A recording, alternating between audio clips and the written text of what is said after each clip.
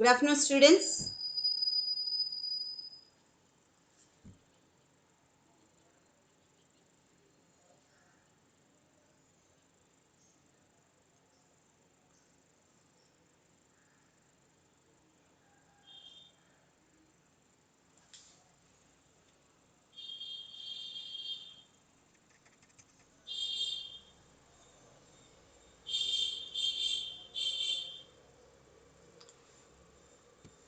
Good afternoon.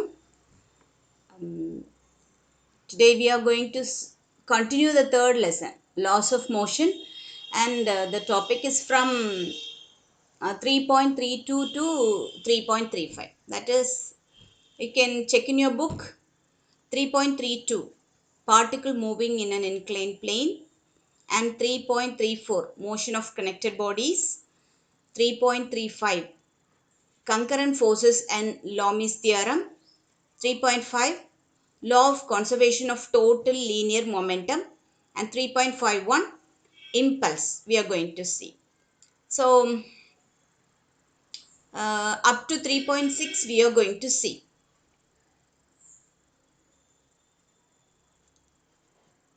So having your book with you, isn't it?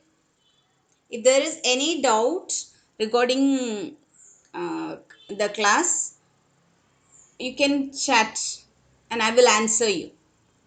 Okay? Good. So now it is 3:06. We'll start the class. Only 10 of you are there.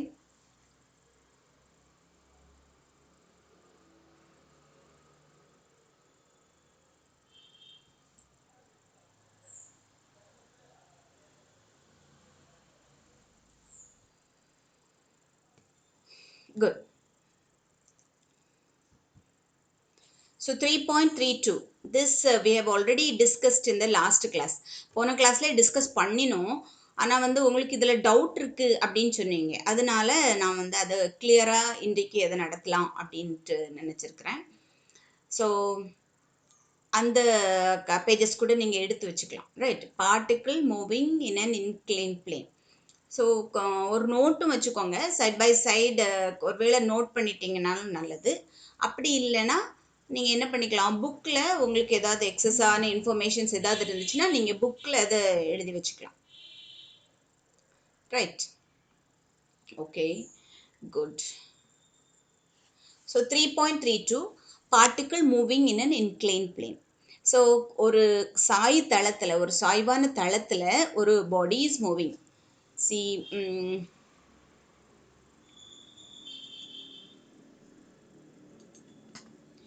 this is the inclined plane and the body is here.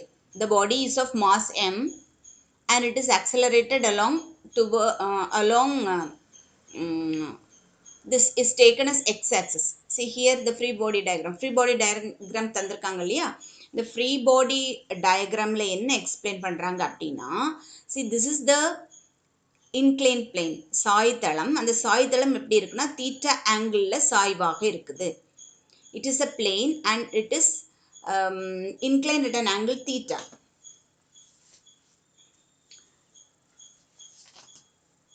Right.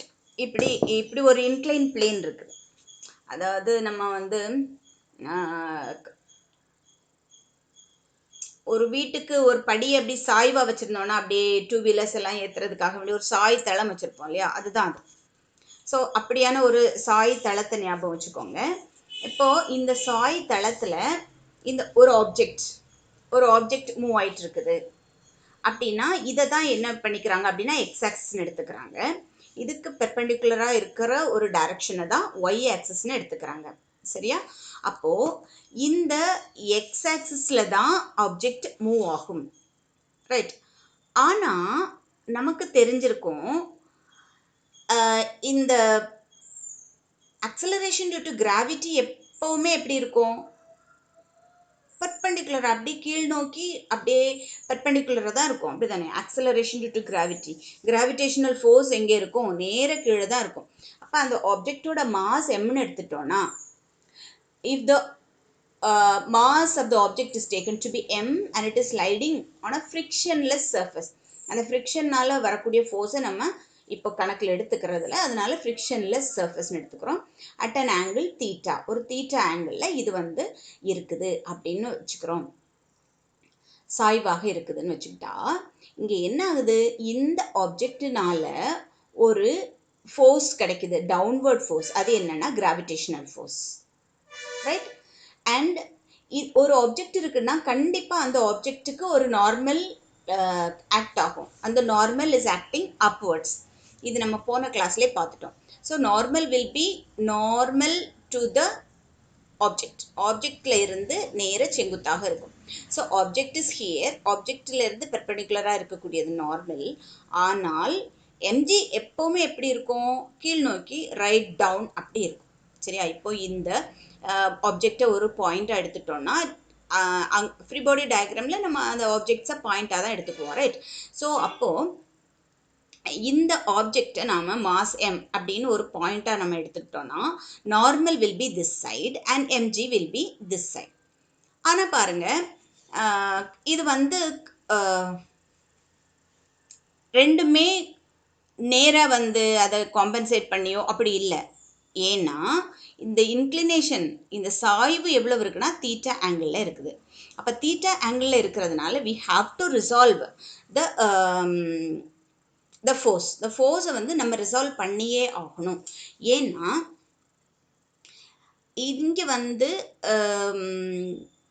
இப்போ இதுக்கு ஒரு perpendicular வரைஞ்சா, அப்படி நார்மலில் இருந்து நேரே ஒரு கோடு வரைஞ்சிட்டோன்னா அந்த ஃபோர்ஸை நாம் என்னவா குறிக்கணும், அண்ட் அது வந்து ஒரு தீட்டா ஆங்கிளில் இருக்குது அப்படின்னு எடுத்துக்கிட்டா நமக்கு.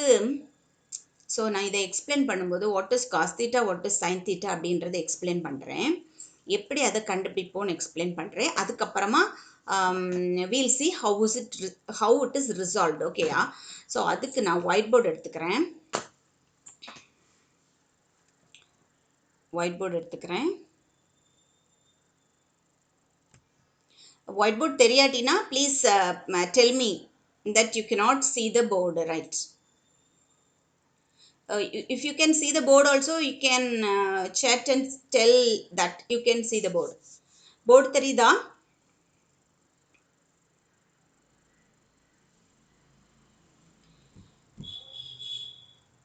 Can you see the board? Yes, you can see the board. I think so.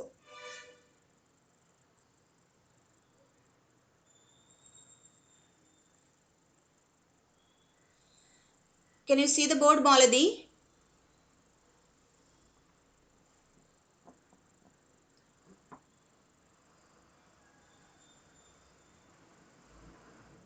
Yes, very good. So we shall see இது எப்படி இந்த cos theta sin thetaவை ரிசால்வ் பண்ணுறோம் அப்படின்றத பார்க்குறோம். சரி, இப்போ நாம் ஜஸ்ட் ஒரு ட்ரையாங்கிள் எடுத்துக்கலாம். அந்த ட்ரையாங்கிள் எப்படி இருக்குது அப்படின்னு பார்த்தீங்கன்னா ஒரு ஒரு ஆங்கிளில் இருக்குது. இப்படி ஒரு ட்ரையாங்கிள் எடுத்துக்கலாம்.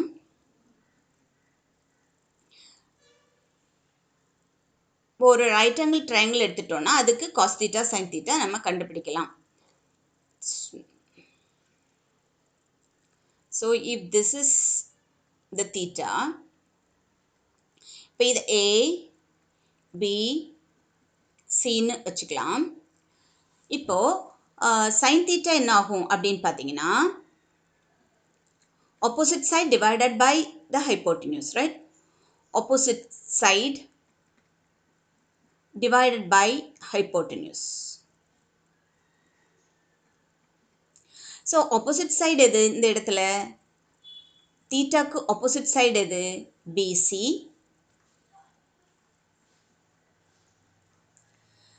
அண்ட் ஹைப்போட்டென்யூஸ்னால் வந்து என்னென்னா பெரிய அந்த சைடை தான் நம்ம ஹைப்போட்டென்யூஸ்னு எடுத்துக்குவோம். சரியா? இந்த இடத்துல நமக்கு பெரிய சைடு இது, இங்கே வந்து நமக்கு ரைட் ஆங்கிள் ட்ரையாங்கிள் இருக்கிறதா எடுத்துக்கிறோம். அப்போ இங்கே ரைட் ஆங்கிள் ட்ரையாங்கிள் இருக்கிறதுனால இந்த திஸ் இஸ் த ஹைப்போட்டென்யூஸ். இது வந்து ஒரு சைடு, இது வந்து ஒரு சைடு, இது வந்து அதோட hypotenuse. So hypotenuse is AB,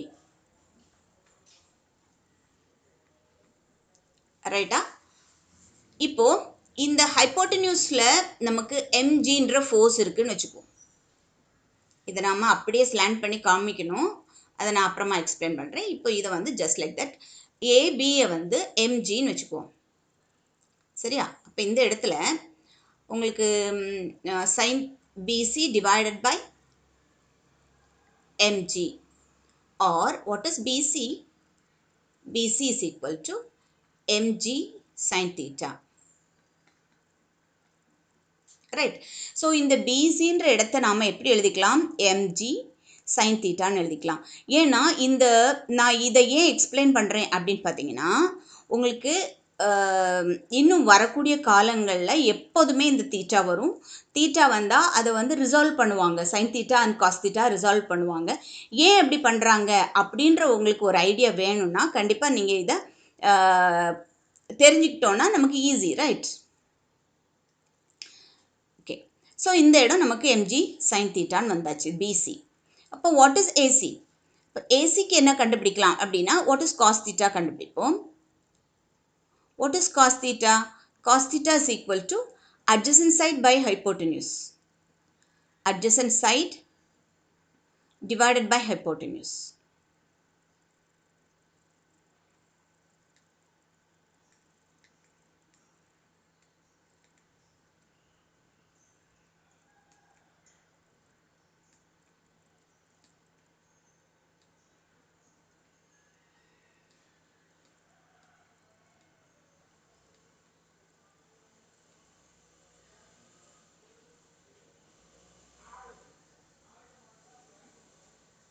Sorry.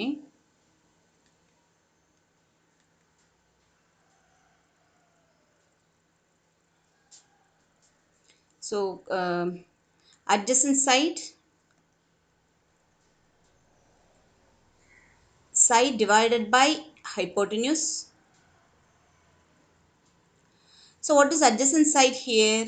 Adjacent side is AC, right? AC divided by hypotenuse is mg.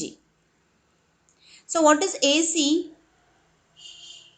AC வந்து என்ன ஆகும்? mg into cos theta. mg இங்கே இருக்குதா? mg அப்படியே cross பண்ணோன்னா நமக்கு கிடைக்கிறது AC is equal to mg cos theta. So இந்த இடத்த நம்ம எப்படி எழுதிக்கலாம்? mg cos thetaன்னு எழுதிக்கலாம். ஆனால் நம்மகிட்ட இருக்கக்கூடிய பிக்சரை பாருங்கள். நம்மகிட்ட இருக்கக்கூடிய பிக்சரில் mg is down here. Sorry, நீட்டாக இல்லை, ஆனால் புரிஞ்சுக்கோங்க. mg is down here, right? And theta எங்கே வருது அப்படின்னு பார்த்து, இங்கே வந்து இந்த இடத்துல x axis இருக்குது. along this direction x axis இருக்குது. and கண்டிப்பாக இதுக்கு பெர்பெண்டிகுலராக தான் y axis இருக்கும். x axis and y axis எப்போதுமே பெர்பெண்டிகுலராக தானே இருக்கும். ஓகே, ஆனால் along y axisல என்ன இருக்குன்னா நார்மல் இருக்குது. ஏன்னா அந்த ஆப்ஜெக்ட்டுக்கு நார்மலாக இருக்கக்கூடியது தான் அந்த normal. Normal is a force. அந்த ஃபோர்ஸ் வந்து மேல் நோக்கி இருக்குது. அப்போது இந்த எம்ஜி வந்து எப்படி இருக்குது அப்படின்னா, இந்த இன்க்ளைன் பிளேன் தீட்டா இருக்கிறதுனால இந்த நார்மலுக்கு வரை இப்படி ஒரு பெர்பெண்டிகுலர் அப்படியே அந்த நார்மலை கீழே இழுத்துட்டு வந்தோன்னா அது வந்து ஒரு தீட்டா ஆங்கிளில் இருக்கிறதா எடுத்துக்கலாம். So this will be y axis. இது வந்து negative y axis and this is positive y axis and இங்கே எக்ஸ் ஆக்சிஸ். அப்போது நமக்கு ரிசால்வ் பண்ணக்கூடிய காம்பனண்ட் எப்படி இருக்கும் அப்படின்னா, ஒன் வில் பி அலாங், நான் வேறு டிஃப்ரெண்ட் கலர் எடுத்துக்கிறேன். One will be along y-axis and another force will be along x-axis. அப்படி தான் நம்ம ரிசால்வ் பண்ணணும். ஒரு ஃபோர்ஸை நம்ம ரிசால்வ் பண்ணுறோன்னா அந்த ரிசால்வேஷன் அந்த ரெசல்யூஷன் எப்படி இருக்கும்னா, அது எப்படி காம்பனன்ட் வைஸை ரிசால்வ் பண்ணுவோம் அப்படின்னா, one along x-axis, one along y-axis. So இந்த பிக்சர் நம்ம எடுத்திருந்தோம் இல்லையா, இந்த பிக்சரை அப்படியே இந்த பக்கம் இதில் ஃபிட் பண்ணுங்க பார்ப்போம். This is m g, this is m g, this is theta. அப்போது எம்ஜிக்கு அட்ஜசண்டாக இருக்கக்கூடிய சைடு, அதாவது எம்ஜிக்கு அதர் இருக்கக்கூடிய தீட்டாக்கு அதர் சைடு இருக்கக்கூடிய அட்ஜசன்ட் சைடு வந்து எப்படி இருக்கும்னா காஸ் தீட்டாவாகத்தான் இருக்கும். So that will be m g cos theta. So இந்த இடத்துல நீங்கள் பார்த்தீங்கன்னா இப்படி இப்படி வரைஞ்சிட்டு இதில் ஒரு ரைட் ஆங்கிள் ட்ரையாங்கிள் வரைஞ்சி பார்ப்போமே, ஜஸ்ட் லைக் தட். அப்படி வரைந்தால் பாருங்க, கண்டிப்பாக இது இந்த சைடு தான் வந்து நமக்கு பெர்பெண்டிகுலர், இங்கே தான் பெர்பெண்டிகுலர் இருக்கிறதுனால this will be hypotenuse. This will B sorry, இங்கே இந்த இதுக்கு பேரலல் வரைஞ்சோன்னா, சாரி,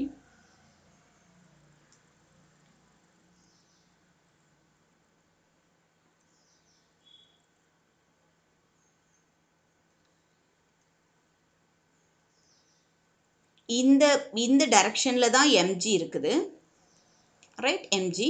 அண்ட் இங்கே வந்து தீட்டா இருக்குது அண்ட் இது வந்து பெர்பெண்டிகுலர். இப்போ நம்ம இதுக்கு பேரலாக ஒரு லைன் வரைவோம், அதாவது எக்ஸ் ஆக்சிஸ்க்கு பேரலாக இந்த பக்கம் வரைஞ்சோன்னா, எக்ஸ் ஆக்சிஸ்க்கு பேரலாக வரைஞ்சோன்னா இந்த எக்ஸ் ஆக்சிஸும் ஒய் ஆக்சிஸும் பெர்பெண்டிகுலர் தானே. ஸோ இந்த இடம் வந்து பெர்பெண்டிகுலராக இருக்கும். ஸோ இந்த இடம் பெர்பெண்டிகுலராக இருக்கும்போது இது வந்து அட்ஜசன்ட் சைடு ஆகும், தீட்டாவோட அட்ஜசன்ட் சைடு. இதுதான் லாங்கர் சைடாக இருக்கும். This will be hypotenuse. So ஹைப்போட்டென்யூஸில் என்ன இருக்குது, எம்ஜி. ஹைப்போட்டென்யூஸில் என்ன இருக்குது, எம்ஜி. ஸோ எம்ஜிக்கு அடுத்ததாக இருக்கக்கூடிய அட்ஜசன்ட் சைடு என்ன ஆகும் அப்படின்னா இந்த இடம் எம்ஜி காஸ் தீட்டா ஆகும். இந்த ஆப்போசிட்டில் இருக்கக்கூடிய சைடு என்ன, எம்ஜி சைன் தீட்டா ஆகும். Hope you understand. So if you don't understand please give in the chat box. I shall explain it once again. ஏன்னா இது வந்து கொஞ்சம் இம்பார்ட்டண்ட், நீங்கள் புரிஞ்சுக்க வேண்டியது. வேணா இந்த இடத்துல நான் வரைகிறேன். இந்த இன்க்ளினேஷன் எப்படி இருக்குது அப்படின்னு பார்த்தீங்கன்னா, இன்க்ளைன் பிளேன் இந்த பக்கம் இருக்குது. ஸோ அது வந்து சர்ஃபஸுக்கு தீட்டா ஆங்கிளில் இருக்குது, இன்க்ளைன் ஆகி இருக்குது அந்த இன்க்ளினேஷன். இப்போது நாம் ஒரு இந்த இடத்துல பாடி இருக்குது. இப்போ இந்த பாடியோட வெயிட் எங்கே இருக்குது அப்படின்னு பார்த்தீங்கன்னா எம்ஜி, அந்த வெயிட் இந்த டைரக்ஷனில் இருக்குது, சரியா. அப்போது இந்த டைரக்ஷனை தான் எக்ஸ் ஆக்சிஸ்னு எடுத்துக்கிறோம். அது பிக்சரில் போட்டிருக்கு பாருங்கள். இந்த டைரக்ஷனை இதுக்கு பெர்பெண்டிகுலராக இருக்கக்கூடியதை ஒய் ஆக்சிஸ் அப்படின்னு எடுத்துக்கிறோம். ஸோ இப்போ நமக்கு இருக்கக்கூடிய எம்ஜி வந்து இந்த ஒய் ஆக்சிஸ்க்கு தீட்டா டிகிரியில் இருக்குது, ஒய் ஆக்சிஸ்க்கு தீட்டா டிகிரியில் இருக்குது. நார்மல் அதுக்கு அப்படியே மேல் நோக்கி இருக்குது. நார்மல் எப்போதுமே இட்ஸ் அப்வர்ட் ஃபோர்ஸ், அது மேல் நோக்கி தான் இருக்கும், சரியா. அப்போது இந்த எம்ஜி இங்கே இருக்குது, தீட்டா இங்கே இருக்குது. இப்போது இந்த எக்ஸ் ஆக்சிஸ்க்கு பேரலாக ஒரு லைன் வரைஞ்சா இது வந்து ஹைப்போட்டென்யூஸாக இருக்கும், இது வந்து அட்ஜசன்ட் சைடாக இருக்கும், இது ஆப்போசிட் சைடாக இருக்கும் இந்த ட்ரையாங்கிளுக்கு, சரியா. இது வந்து பெர்பெண்டிகுலர். அப்போ this will be the shortest. எந்த இடம் பெர்பெண்டிகுலர் இருக்கோ அந்த இடம் தான் வந்து ஷார்ட்டஸ்ட் லெங்க்த்தாக இருக்கும். அதுக்கு ஆப்போசிட்டில் இருக்கக்கூடியது தான் லாங்கர் லெங்க்த்தாக இருக்கும். ஸோ இது வந்து hypotenuse. So I hope you understand, right. So இதுதான் வந்து ஆப்போசிட் சைடாக இருக்கும், சாரி, இதுதான் வந்து ஹைப்போட்டென்யூஸாக இருக்கும். இந்த தீட்டாவுக்கு இந்த டைரக்ஷன் ஆப்போசிட் சைடாக இருக்கும். நான் இங்கே நேம் பண்ணியிருக்கிற மாதிரி பண்ணணும்னா இதை ஏன்னு வச்சுக்கலாம், ஹைப்போட்டென்யூஸ் இருக்கிற இடத்த பின்னு வச்சுக்கலாம், இதை சின்னு வச்சுக்கலாம். ஸோ ஏபிசி ட்ரையாங்கிள் எடுத்துக்கிட்டோன்னா இதுதான் C B will be opposite side. So opposite சைடோட வேல்யூ என்ன, m g sine theta. And adjacent சைடோட வேல்யூ என்ன, எம்ஜி காஸ் தீட்டா. ஸோ இனிமேல் வரக்கூடிய கிளாஸஸில் நான் தீட்டா எக்ஸ்பிளைன் பண்ணும்போது இந்த cos theta sine theta explain பண்ண மாட்டேன். ஏன்னா you have clearly understood it, right. இப்போது இது ஒரு தடவை நம்ம சொல்லிட்டோன்னா அதை தீட்டாவை பார்த்த உடனேவே நமக்கு தெரியணும், adjacent side will be cos theta, opposite side will be sine theta. இவ்வளோ தான் நமக்கு, இதில் வேறு கான்ட்ரடிக்ஷனே கிடையாது, சரியா. அப்போது இந்த இடம் பாருங்கள், இதுதான் வந்து எக்ஸ் ஆக்சிஸோட இடம், அதாவது இந்த இதுக்கு பேரலாக இருக்கக்கூடியது. So this will be MG sine theta, சரியா. அண்ட் இங்கே இருக்கக்கூடியது எம்ஜி காஸ் தீட்டா. இப்போ உங்களுக்கு புக்கில் இருக்கக்கூடிய பிக்சர் புரியும்னு நினைக்கிறேன். ஸோ இந்த இடம் உங்களுக்கு எம்ஜி சைன் தீட்டா ஆகும், இந்த இடம் எம்ஜி காஸ் தீட்டா ஆகவும் இருக்குது. இப்போ உங்களுக்கு புரிஞ்சிருக்கும்னு நினைக்கிறேன். ஸோ திஸ் இஸ் எம், அந்த டவுன்வேர்ட் வந்து எம்ஜி அண்ட் அதுக்கு இது வந்து தீட்டா ஆங்கிளில் இன்க்ளைன்ட் ஆகி இருக்குது, சாய்வாக இருக்குது. இன்க்ளைன் மீன்ஸ் சாய்வாக இருக்குது.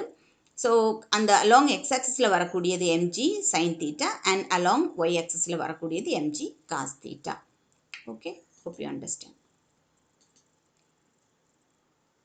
ஸோ அதை தான் இங்கே சொல்லியிருக்குது. The gravitational force m g is resolved into parallel component mg sin theta. Right? This is the mg sin theta component. It is along x direction, and the perpendicular component mg cos theta. This is the perpendicular component, and it is inclined perpendicular to the inclined surface. The surface இங்கே இருக்குது, சர்ஃபஸுக்கு பேரலாக இருக்கக்கூடியது mg sin theta and perpendicular இருக்கக்கூடியது mg cos theta. Okay. Next is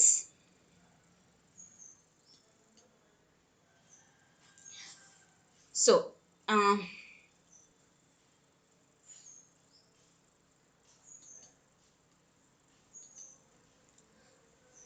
there is no motion along y axis. இப்படி ஒரு சாய்வாக இருக்கக்கூடிய object move ஆகும்போது நேரே மேலே நோக்கி எழும்புறது இல்லை இல்லையா? ஒய் ஆக்சிஸில் நமக்கு மூவ்மெண்ட் இருக்காது. Y axis will be 0. So நமக்கு ஒய் ஆக்சிஸில் என்னெல்லாம் இருக்குது அப்படின்னு பார்த்தீங்கன்னா எம்ஜி காஸ் தீட்டா இருக்குது. ஆனால் இது என்ன இருக்குது? நெகட்டிவ் டைரக்ஷனில் இருக்குது. மேலே இருந்தால் இட் இஸ் பாசிட்டிவ்னு எடுத்துக்கலாம், கீழே இருக்கிறதுனால இட் இஸ் நெகட்டிவ்னு எடுத்துக்கலாம். So minus m g cos theta it is along y ஆக்சிஸ்னால ஜே காம்பனன்ட் வச்சுக்கிறோம். அண்ட் வேறு என்ன இருக்குது? அந்த ஒய் ஆக்சிஸில் என் இருக்குது, ஆனால் it is in the positive direction. So that is என்ஜேன்னு எடுத்துக்கிறோம். And since there is no motion, we take the movement to be 0 along the y axis. சரியா? ஓகே. இப்போ n is equal to இந்த பக்கம் இது, அதாவது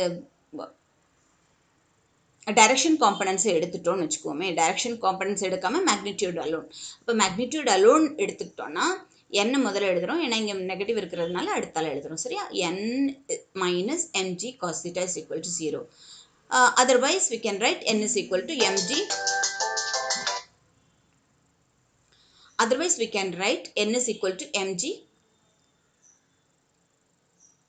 theta. Sorry, here இங்கே இருந்து mg cos theta. Okay, mg cos theta. Okay, so along x direction என்ன கிடைக்குது? Along x direction directionல என்ன இருக்குது? mg sin theta இருக்குது. அண்ட் m ஒரு மாஸ் இருக்குல்ல, அந்த மாஸ்னால ஒரு அக்சலரேஷனும் அந்த டைரக்ஷனில் தான் இருக்குது. சரியா? mg sin thetaவும் அந்த டைரக்ஷனில் தான் இருக்குது. மாஸோட டைரக்ஷனும் அந்த the movement of the object is also along that direction. அப்போ அந்த டைரக்ஷனில் இருக்கிறதுனால நம்ம என்ன எழுதிக்கலாம்? mg sin theta along x axis, that is I component, and that is equal to ma and I component. சரியா? So if there is any doubt, please ask. Please ask in the chat box.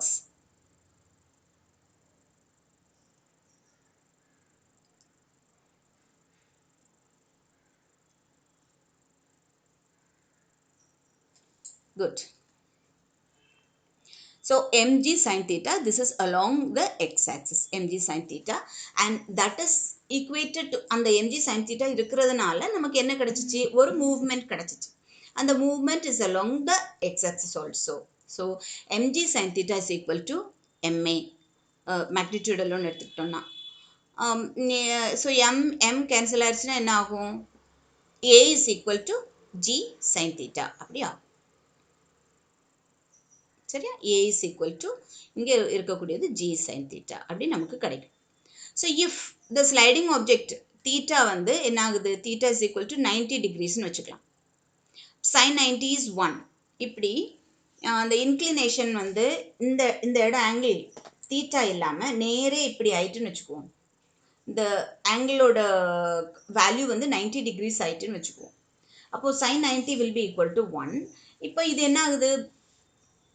எம்ஜியோட அதே டைரக்ஷனில் இருக்குது. அப்போ அப்படி இருக்கும்போது என்ன ஆகும் அப்படின்னு பார்த்தீங்கன்னா ஆக்சலரேஷனும் எங்கே தான் இருக்கும், ஆக்சலரேஷன் டு கிராவிட்டிக்கு ஈக்குவேட் ஆயிரும்.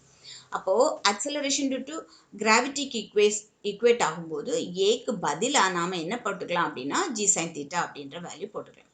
இப்போ நாம் என்ன கண்டுபிடிக்க போகிறோம் அப்படின்னா what is the speed.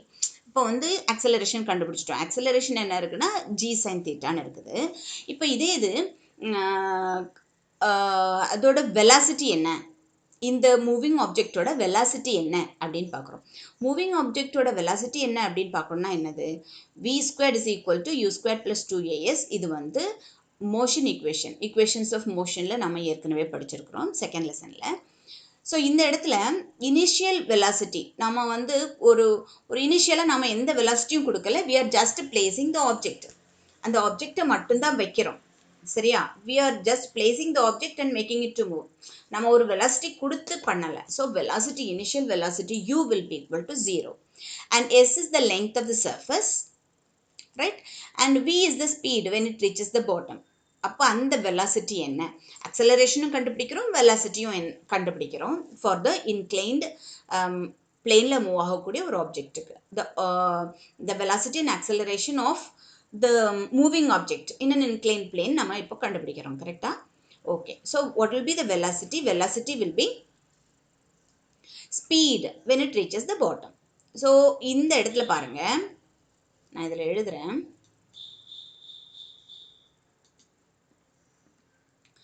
So இந்த டேர்ம் வந்து என்ன ஆயிருதுன்னா 0 ஆயிருது.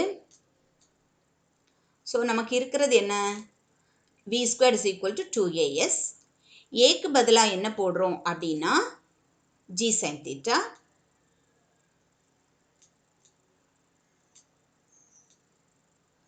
ஏக்கு பதிலாக g sin theta போட்டுக்கலாம். ஏன்னா a is equal to g sin theta நம்ம படிச்சிருக்கிறோம். ஸோ சரியாக வராட்டினா கொஞ்சம் புரிஞ்சுக்கோங்க. ரைட், ஏக்கு பதிலாக g sin theta போடுறோம். ஓகேம்மா, அப்போது இந்த இடம் போயிடுச்சுன்னா நமக்கு v squared is equal to 2s g sin theta. அப்போ vனா என்ன, root of 2s g sin theta. இவ்வளோதான். சரியா? ஸோ இங்கே v squared is equal to 2g இல்லைன்னா 2s g sin theta. அப்போது v will be equal to root of 2s g sin theta. இவ்வளோதான். சரியா? அப்போது நமக்கு ஃபஸ்ட்டு கிடச்சிருக்கிறது அக்சலரேஷன் அண்ட் செகண்ட் கிடச்சிருக்கிறது வெலாசிட்டி. எதனுடைய அக்சலரேஷன் அண்ட் எதனுடைய வெலாசிட்டி? ஸோ ஒரு ஆப்ஜெக்ட் எடுத்துக்கிறோம். இந்த ஆப்ஜெக்ட் வந்து ஒரு இன்க்ளைன் பிளேனில் ஒரு சாய்வான தளத்தில் இருக்குது. அப்போ இந்த சாய்வான தளத்தில் இருக்கக்கூடிய ஒரு ஆப்ஜெக்ட் என்ன அக்சலரேஷனில் மூவ் ஆகும், என்ன வெலாசிட்டியில் மூவ் ஆகும், இந்த ரெண்டையும் நாம் பார்த்துருக்குறோம். Okay, good. So next question போகிறோம். சரியா? இன்னொரு முறை வேணால் எக்ஸ்பிளைன் பண்ணுறேன்.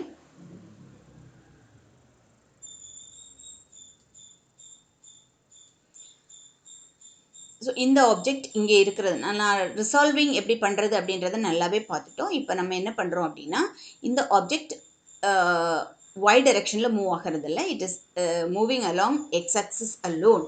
அப்போது இந்த y ஆக்சிஸில் இருக்கக்கூடிய நார்மல் அந்த ஆப்ஜெக்ட்டுக்கு நார்மலாக இருக்குது. அந்த ஆப்ஜெக்ட்டுக்கு நார்மல்னால் பெர்பெண்டிகுலர். சரியாம்மா? ஸோ நார்மலாக இருக்குது. ஆனால் எம்ஜி கீழ் நோக்கி இருக்குது, இங்கே ஒரு தீட்டா டைரக்ஷன் இருக்குது. ஸோ இந்த ரிசால்வ் ஆகிருக்கிறது என்னென்னா, இந்த தீட்டாக்கு அட்ஜசன்டில் இருக்கக்கூடிய இந்த சைடு வந்து எம்ஜி காஸ் தீட்டா அண்ட் இதுக்கு ஆப்போசிட்டில் இருக்கக்கூடிய தீட்டாவுக்கு ஆப்போசிட்டில் இருக்கக்கூடிய சைடு எம்ஜி சைன் தீட்டா அப்படின்னு எடுத்துக்கிறோம். ஸோ அந்த ரிசால்வ் பண்ணிட்டோம். இப்போது ஒய் ஆக்சிஸில் மூவ்மெண்ட் எப்படி இருக்கும், 0 தான் இருக்கும், மூவ்மெண்ட் இருக்காது. ஸோ அங்கே இருக்கக்கூடிய ஃபோர்ஸஸ் என்னெல்லாம், ஃபோர்ஸஸ் எல்லாமே சேர்த்துட்டு 0ன்னு போட்டுக்கிறோம். ஸோ இங்கே இருக்கக்கூடிய ஃபோர்ஸஸ் என்ன, எம்ஜி காஸ் தீட்டா ஃபோர்ஸ் எங்கே இருக்குது, கீழ் நோக்கி இருக்கிறதுனால -j போட்டுக்கிறோம். அண்டு இங்கே n வந்து எப்படி இருக்குதுன்னா மேல் நோக்கியே இருக்கிறதுனால தட் இஸ் ஜேன்னு போட்டுக்கிறோம். சரியா? அண்டு இதில் வந்து அக்சலரேஷன் இல்லாதனால 0, அங்கே வந்து ஒரு மூவ்மெண்ட் இல்லை, ஒரு அக்சலரேஷன் இல்லை. ஸோ a is 0 அப்படி போட்டுக்கிறோம். ஸோ மேக்னிடியூட் எடுத்துக்கிட்டோம்னா n minus mg cos theta, இது தீட்டாமா, mg cos theta is equal to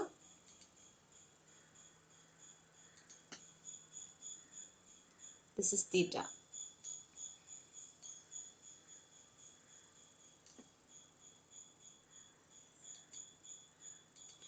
So n minus mg cos theta is equal to 0 and n is equal to mg cos theta. So along X டைரக்ஷனில் என்ன ஆகுது, அங்கே தான் movement இருக்குது. அங்கே என்னெல்லாம் இருக்குது, எம்ஜி சைன் தீட்டா இருக்குது, அதுவும் பாசிட்டிவ் டைரக்ஷனில் தான் மூவ் ஆகுது. அண்ட் அந்த ஆப்ஜெக்டும் பாசிட்டிவ் டைரக்ஷனில் தான் மூவ் ஆகுது. So forces f is equal to m a, அப்படி தான் நம்ம. So f is equal to m a, that is also along the x direction, that is i, unit vector i. அப்போது மேக்னிடியூட் கண்டுபிடிச்சோன்னா என்ன ஆகும், m g sine theta is equal to m a. mg sin theta ma ஆகுது. So m and m gets cancelled. So g sin theta is equal to a. அப்படி கிடைக்குது. Or a is equal to g sin theta. If the sliding object is acceleration along the sliding object வந்து theta 90 ஆக இருக்கும்போது என்ன ஆகும் அப்படின்னு பார்த்தீங்கன்னா sin 90 will be equal to 1. அப்போ a will be equal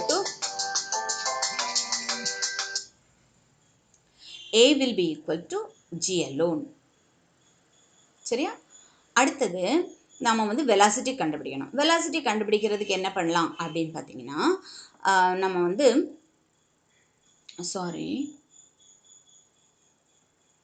hello class,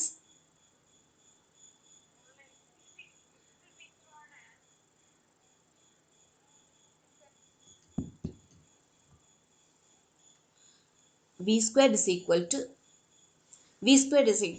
u squared plus 2as. இப்போ இந்த இடத்துல இனிஷியல் ஸ்பீட் வந்து 0ன்னு எடுத்துக்கிட்டோம்னா, ஏயை வந்து g sin தீட்டான்னு எடுத்துக்கிட்டோம்னா நமக்கு என்ன கிடைக்கும்,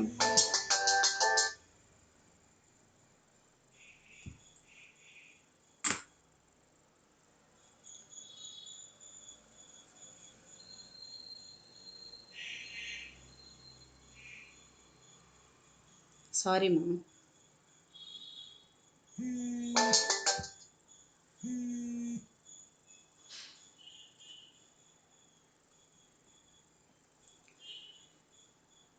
ஸோ v வந்து speed when it reaches the bottom எடுத்துட்டோம்னா நமக்கு v கண்டுபிடிக்கிறோம். that is v squared is equal to 2s g sin theta. ஏக்கு பதிலாக g sin theta substitute பண்ணுறோம்.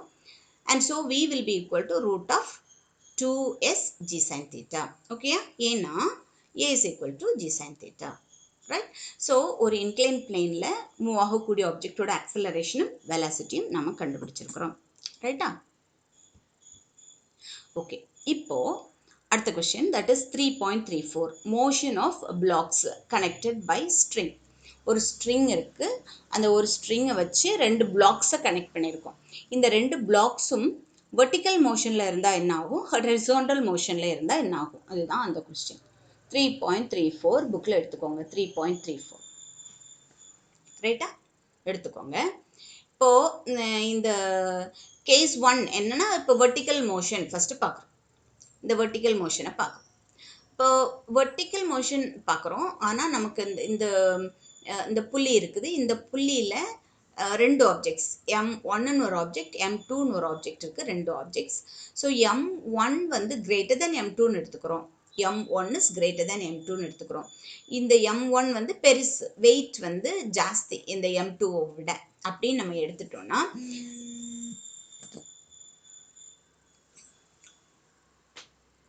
ஸோ m1 வந்து கிரேட்டர்னு எடுத்துக்கிட்டோம்னா இந்த 2 ஆப்ஜெக்ட்டுக்குமே டென்ஷன் எங்கே இருக்கும்னு பார்த்தீங்கன்னா மேல் நோக்கி தான் இருக்கும். 2 ஆப்ஜெக்ட்டுமே இந்த புள்ளியிலேருந்து தொங்குறது எங்கே இருக்கும்னா அந்த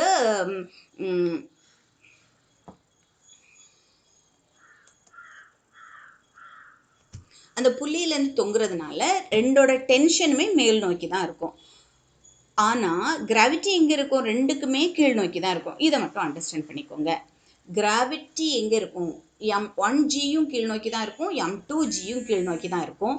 2க்குமே, எக்ஸ்கியூஸ் மீ மேம், ஹலோ, நடந்துட்டுருக்கு. ஆமாம், நீங்கள் எந்த இடத்துல இருக்கீங்க, லிங்க் பார்த்தீங்களா?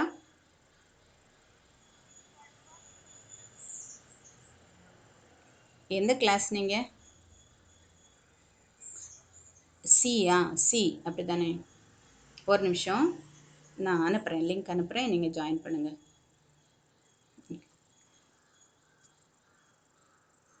சாரிம்மா.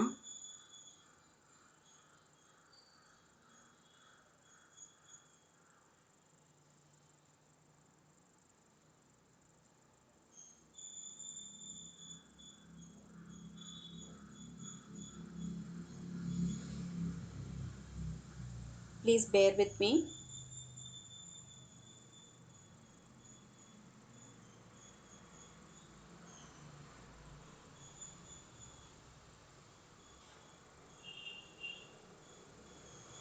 Okay.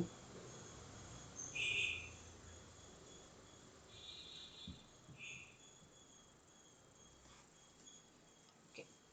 So, in the second question வரும். This 3.34. Motion of the blocks connected by a string. அந்த ஸ்ட்ரிங்கில் உள்ள வெர்டிக்கல் மோஷனில் இருந்தால்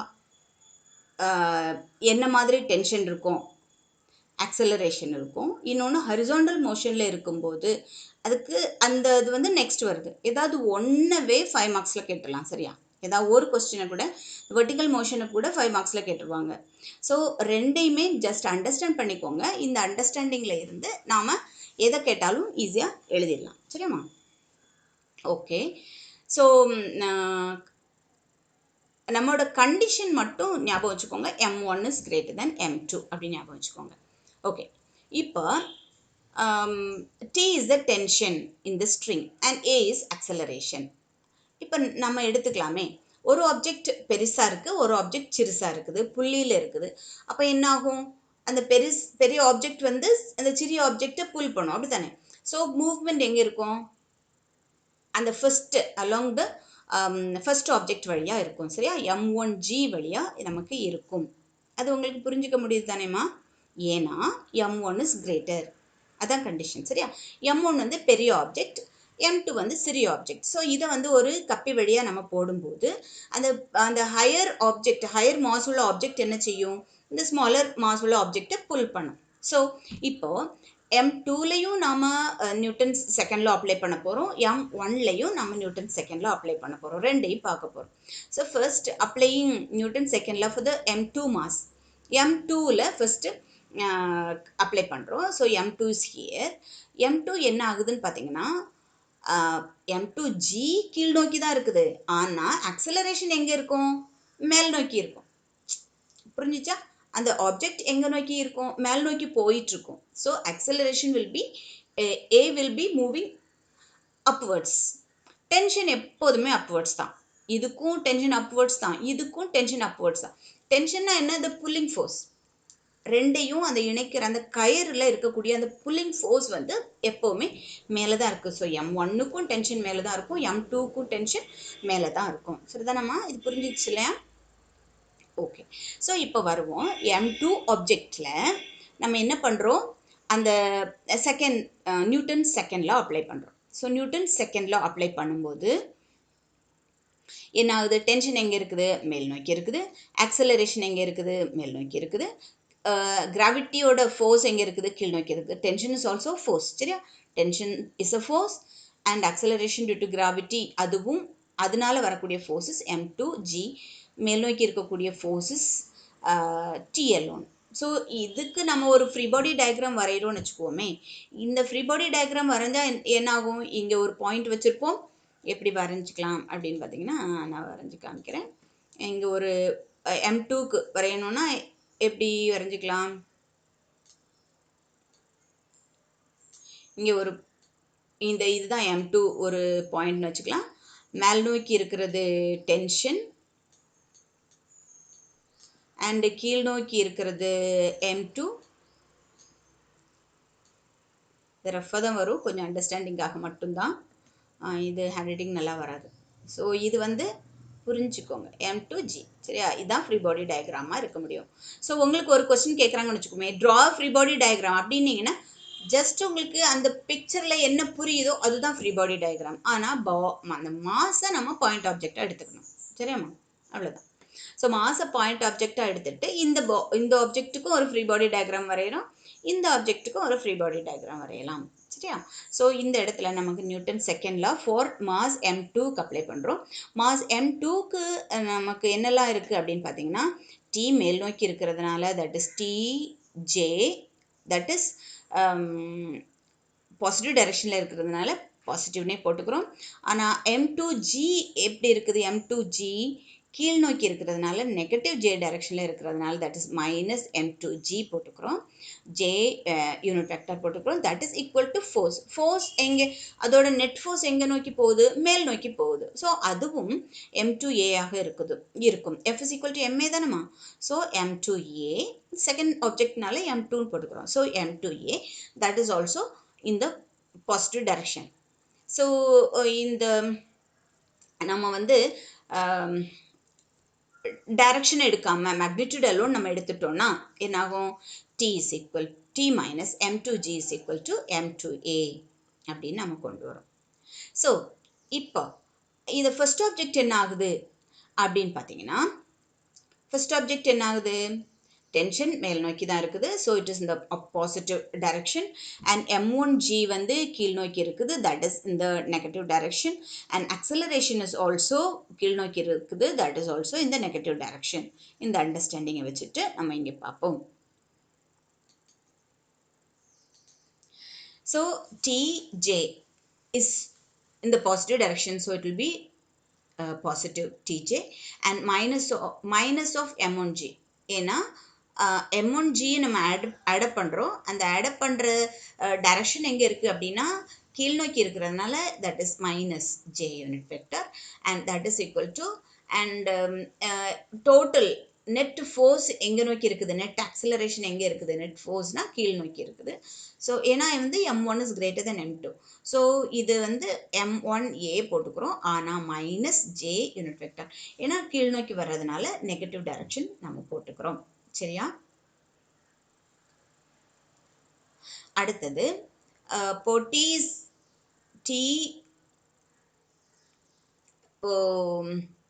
நம்ம வந்து அந்த டைரக்ஷனை விட்டுட்டு மேக்னிடியூட் அலோன் எடுத்துக்கிட்டோம்னா என்ன ஆகும், t minus m1g is equal to minus of m1a.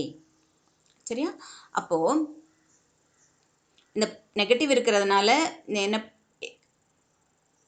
என்ன பண்ணுறோம் அப்படின்னா, இந்த இங்கே நெகட்டிவ் இருக்கிறதுனால நெகட்டிவ் வச்சு எல்லா காம்பனண்ட்டையும் நம்ம மல்டிப்ளை பண்ணிட்டோம்னா என்ன ஆகும், இந்த negative will become positive m1g and இந்த t will become negative, right? m1g minus t is equal to m1a அப்படின்னு நம்ம கொண்டு வந்துடலாம். ஸோ அடுத்தது இந்த ரெண்டு காம்பனண்ட் இந்த ஈக்குவேஷனையும் இந்த ஈக்குவேஷனையும் நம்ம ஆட் அப் பண்ண போகிறோம். இந்த ஈக்குவேஷனையும் this will be equation 1 and this will be equation 1 and this will be equation 2 and we are adding 1 and 2. 1 plus 2 நம்ம ஆட் அப் பண்ணும்போது என்ன ஆகும் அப்படின்னா, இந்த m1g minus t plus t minus m2g. சரியா? இங்கே எழுதுறேன்.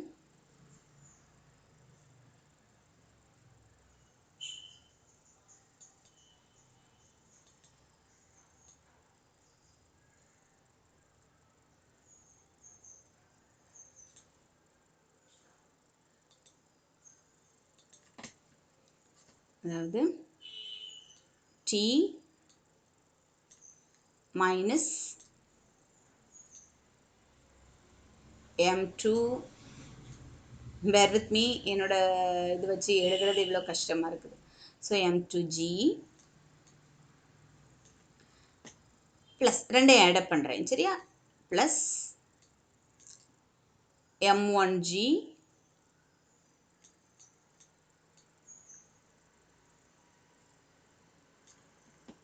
minus t is equal to right hand side என்ன இருக்கு, m1a plus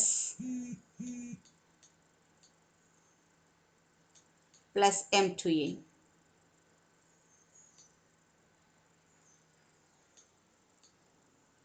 சரியா?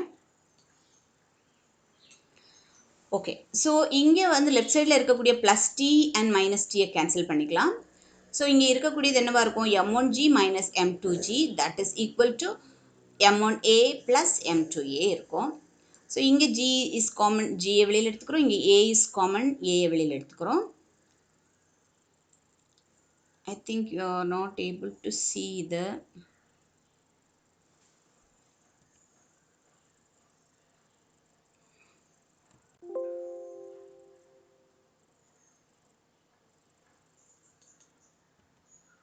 okay. So I hope now you can see. So இங்கே என்ன ஆகுது, ஜி வெளியில் எடுத்துக்கிட்டா நமக்கு இங்கே என்ன கிடைக்கும், m1 மைனஸ் m2 கிடைக்கும். தட் இஸ் ஈக்குவல் டு இங்கே ஏ வெளியில் எடுத்துட்டோம்னா m1 ப்ளஸ் m2 கிடைக்கும். அப்போது A in terms of G எப்படி எழுதுறது, A is equal to m1 minus m2 divided by m1 plus m2, இதுதான் இன்ட்டு ஜி. ஸோ இதுதான் ஆக்சலரேஷன். இந்த body m1 moves with an acceleration downwards. இதுதான் இதோட concept, சரியாமா? So acceleration is equal to m1 minus m2 divided by m1 plus m2 into g. இதுதான் acceleration. அடுத்ததான் நாம என்ன பார்க்குறோன்னா, இப்போ இந்த டென்ஷன் வேல்யூ என்ன ஆகும், டென்ஷன் அந்த ஃபோர்ஸ், அந்த நெட் ஃபோர்ஸை தான் நம்ம கண்டுபிடிக்கணும். அந்த டென்ஷன் மேலே இருக்கக்கூடிய டென்ஷனுக்கும் கீழே இருக்கக்கூடிய அந்த நெட் ஃபோர்ஸுக்கும் ஈக்குவலாக இருக்கும் இல்லையா? அப்போது அந்த டென்ஷன் என்ன அப்படின்றத கண்டுபிடிக்கிறது தான் நம்மளோட வேலையாக இருக்குது. அப்போ அந்த டென்ஷன் எப்படி கண்டுபிடிக்கிறது அப்படின்னு பார்த்தீங்கன்னா, நம்ம என்ன பண்ணிக்கலாம், இஃப்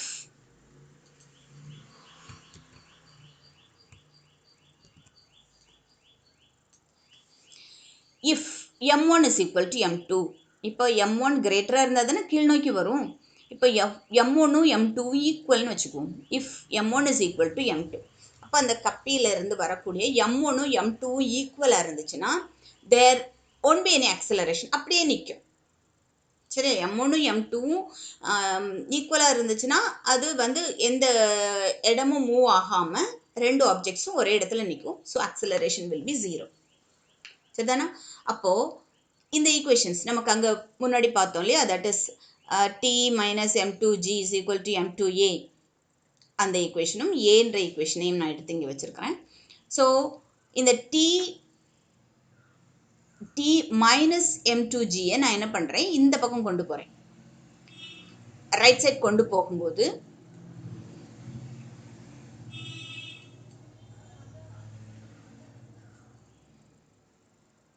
இந்த t minus m2g is equal to m2a, நான் என்ன பண்ணுறேன், டீயை லெஃப்ட் சைடு வச்சுட்டு, ஏன்னா எனக்கு டென்ஷன் தான் வேணும், டென்ஷனோட வேல்யூ தான் வேணும்.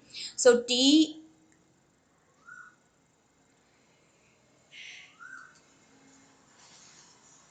எனக்கு டென்ஷனோட வேல்யூ தான் வேணும். அப்போ அதனால நான் என்ன பண்ணுறேன், t is equal to m2a plus m2g அப்படின்னு எடுத்துக்கிறேன்.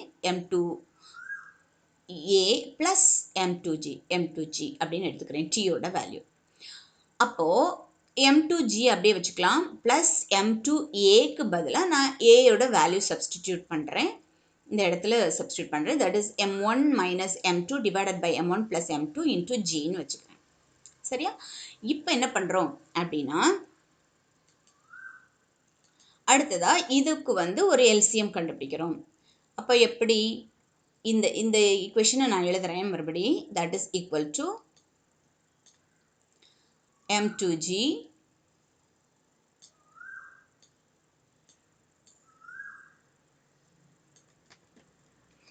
டஃப்பாக இருக்கு, ஏன்னா ஒயிட் போர்டு எடுத்துக்கிறேன், ஒரு நிமிஷம்.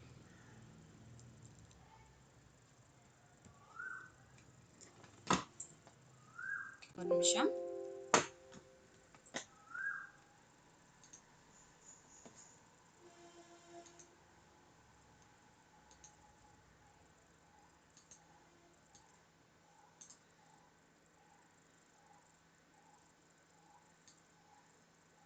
ஸோ இந்த இடத்த தான் நான் எக்ஸ்பிளைன் பண்ண போகிறேன்.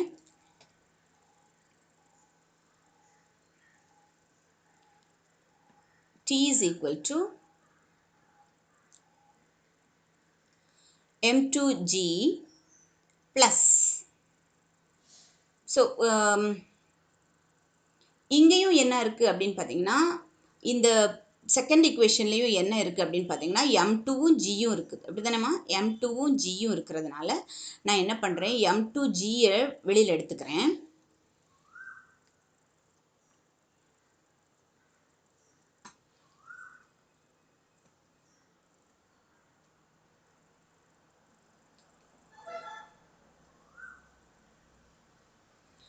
M2G plus M2 இப்படி எழுதிட்டே நான் பண்ணுறேன்.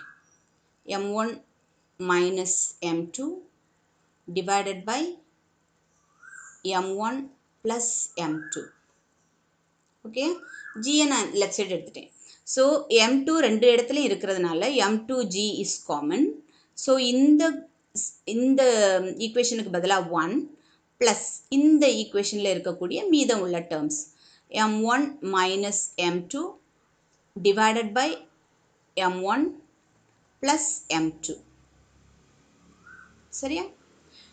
இப்போ இந்த 1 இருக்கிறதுனால நான் LCM எடுக்கிறேன். அப்போ அதுக்கு என்ன பண்ணணும் அப்படின்னா, M2G எடுத்துட்டு மேலே M1 ப்ளஸ் M2. சரியா? இந்த M1 ப்ளஸ் M2 நான் மேலே கொண்டு வரேன். ப்ளஸ் அகெயின் இந்த டேர்மை நான் மேலே மல்டிப்ளை பண்ணியிருக்கிறேன். 1 இன்ட்டு M1 ப்ளஸ் M2 என்ன ஆகும்? M1 ப்ளஸ் M2 ப்ளஸ் இங்கே இருக்கிற மீதம் உள்ள டேர்ம் M1 மைனஸ் M2 எடுத்துக்கிறேன். So divided by M1 plus M2. இது உங்களுக்கு புரிஞ்சிருக்கும். ஏன்னா உங்களுக்கு சின்ன கிளாஸில் இந்த எல்சிஎம்லாம் எடுத்து பழகிருப்பீங்க. இங்கே 1 ப்ளஸ் இந்த டேர்ம் இருக்கும்போது இந்த 1 நான் என்ன பண்ணுறேன், இந்த M1 ப்ளஸ் M2வால் மல்டிப்ளை பண்ணுறேன். So M1 plus M2 plus M1 minus M2 divided by the whole. இப்போ இந்த ஃபுல்லுக்கும் வந்துருச்சு. சரியா? அப்போது இங்கே M2வும் மைனஸ் M2வும் சேம் குவான்டிட்டியாக இருக்கிறதுனால, ஸோ ஆனால் நெகட்டிவ் இதில் இருக்கிறதுனால, மேக்னிடியூட்னு இருக்கிறதுனால நான் என்ன பண்ணிக்கிறேன், ரெண்டையும் கேன்சல் பண்ணிக்கிறேன். ஸோ இங்கே எனக்கு என்ன கிடைக்குது அப்படின்னு பார்த்தீங்கன்னா, ஒரு M2G கிடைக்குது, மேலே 2M1 கிடைக்குது, divided by M1 plus M2 கிடைக்குது. ஓகே, இவ்வளவும் எனக்கு மேலே கிடைக்குது. சரிதானாம்மா? அப்போது இந்த ஈக்குவேஷனுக்கு வந்துருங்கப்பா. T is equal to 2 into M1, இந்த இருக்கு M1, இதை ரீரைட் பண்ணுறாங்க 2 into M1 M2 G divided by M1 plus M2. So Gயை வெளியில் அப்படியே சும்மா வச்சுருக்காங்க. அப்படியே உள்ளே இருந்தாலும் ஒன்றும் இல்லை, அது G. இதுதான் இந்த ஈக்குவேஷனாக இருக்குது. சரியா? ஸோ உங்களுக்கு இது புக்கில் நீங்கள் எழுதி வச்சுருந்தீங்கன்னா இன்னும் உங்களுக்கு வசதியாக இருக்கும். ஸோ இந்த ஈக்குவேஷனில் இருந்து எப்படி இந்த ஈக்குவேஷன் வருது அப்படின்ற டெரிவேஷன் நான் எழுதியிருக்கிறேன். ஸோ இந்த டெரிவேஷன் பார்ட்டு நீங்கள் உங்கள் நோட்டில் எழுதி வச்சுருந்தீங்கன்னா, இல்லைனா உங்கள் புக்கில் சைடில் எழுதி வச்சுருந்தீங்கன்னா நீங்கள் படிக்கும்போது உங்களுக்கு ஈஸியாக இருக்கும். ஸோ அதனால் பெட்டர் எழுதி எடுங்க. இந்த இடம் M2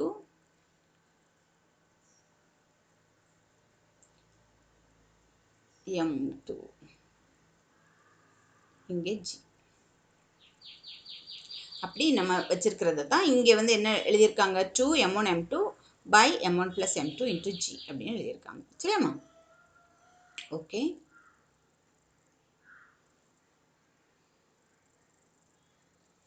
சரி. இப்போ மறுபடி இப்போ நமக்கு இந்த இடத்துல டென்ஷன்னா என்ன அப்படின்னு கிடச்சிருச்சு. ஸோ ஃபஸ்ட் நம்ம என்ன கண்டுபிடிச்சோம், அக்சலரேஷன்னா என்னன்னு கண்டுபிடிச்சோம், டென்ஷன்னா என்னன்னு கண்டுபிடிச்சிருக்கோம். ஸோ இந்த ரெண்டும் தான் நமக்கு வெர்டிக்கலாக இருக்கக்கூடிய ரெண்டு ஆப்ஜெக்ட்ஸுக்குள்ள, கனெக்டட் ஆப்ஜெக்ட்ஸுக்குள்ள டென்ஷன் என்ன, அக்சலரேஷன் என்ன அப்படின்றத கண்டுபிடிச்சிருக்கோம். அடுத்து ஹரிசாண்டல் ஆப்ஜெக்ட்டுக்கு நம்ம கண்டுபிடிக்க போகிறோம். ஸோ ஹரிசாண்டல் ஆப்ஜெக்ட் எப்படி இருக்குது அப்படின்னு பார்த்தீங்கன்னா,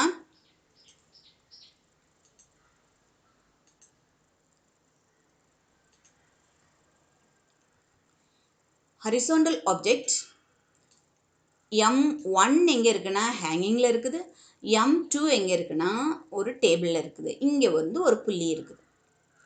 சரியா, அண்டர்ஸ்டாண்ட் பண்ணிக்கோங்க. இது உங்கள் புக்கில் இருக்குது. இப்போ இந்த இடத்துல டைரக்ஷன் போட்டிருக்காங்க பாருங்கள், x axis here and y axis here. ஆனால் M1 எங்கே இருக்குது, நெகட்டிவ் ஒய் ஆக்சிஸில் மூவ் ஆகுது. அண்ட் M2 எங்கே இருக்குது, பாசிட்டிவ் எக்ஸ் ஆக்சிஸில் மூவ் ஆகுது. இந்த மாதிரி நமக்கு ஃபிகர் இருக்குது. சரியா, அப்போது இந்த மாதிரி ஒரு கப்பியில் ஒரு புள்ளியில் ரெண்டு ஆப்ஜெக்ட்ஸ் ரெண்டு ஹரிசாண்டல் டைரக்ஷன்லையும் ஒன்று வெர்டிக்கல் டைரக்ஷன்லையும் இருக்கும்போது அதனுடைய மூவ்மெண்ட் என்ன ஆகும், அதனுடைய டென்ஷன் என்ன, அதோட ஆக்சலரேஷன் என்ன, இந்த ரெண்டையும் தான் நம்ம கண்டுபிடிக்க போகிறோம். ஃபர்ஸ்ட் வெர்டிக்கலாக இருக்கக்கூடிய ஒரு ஆப்ஜெக்ட்டுக்கு, ரெண்டு ஆப்ஜெக்ட்ஸுக்கு எப்படி நமக்கு ஆக்சலரேஷன் இருந்துச்சு, டென்ஷன் இருந்துச்சு அப்படின்றத நம்ம பார்த்துட்டோம். ஸோ இப்போ இதை பார்க்குறோம்.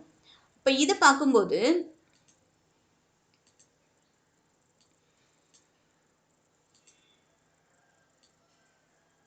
நீங்கள் அண்டர்ஸ்டாண்ட் பண்ண வேண்டியது என்ன அப்படின்னா,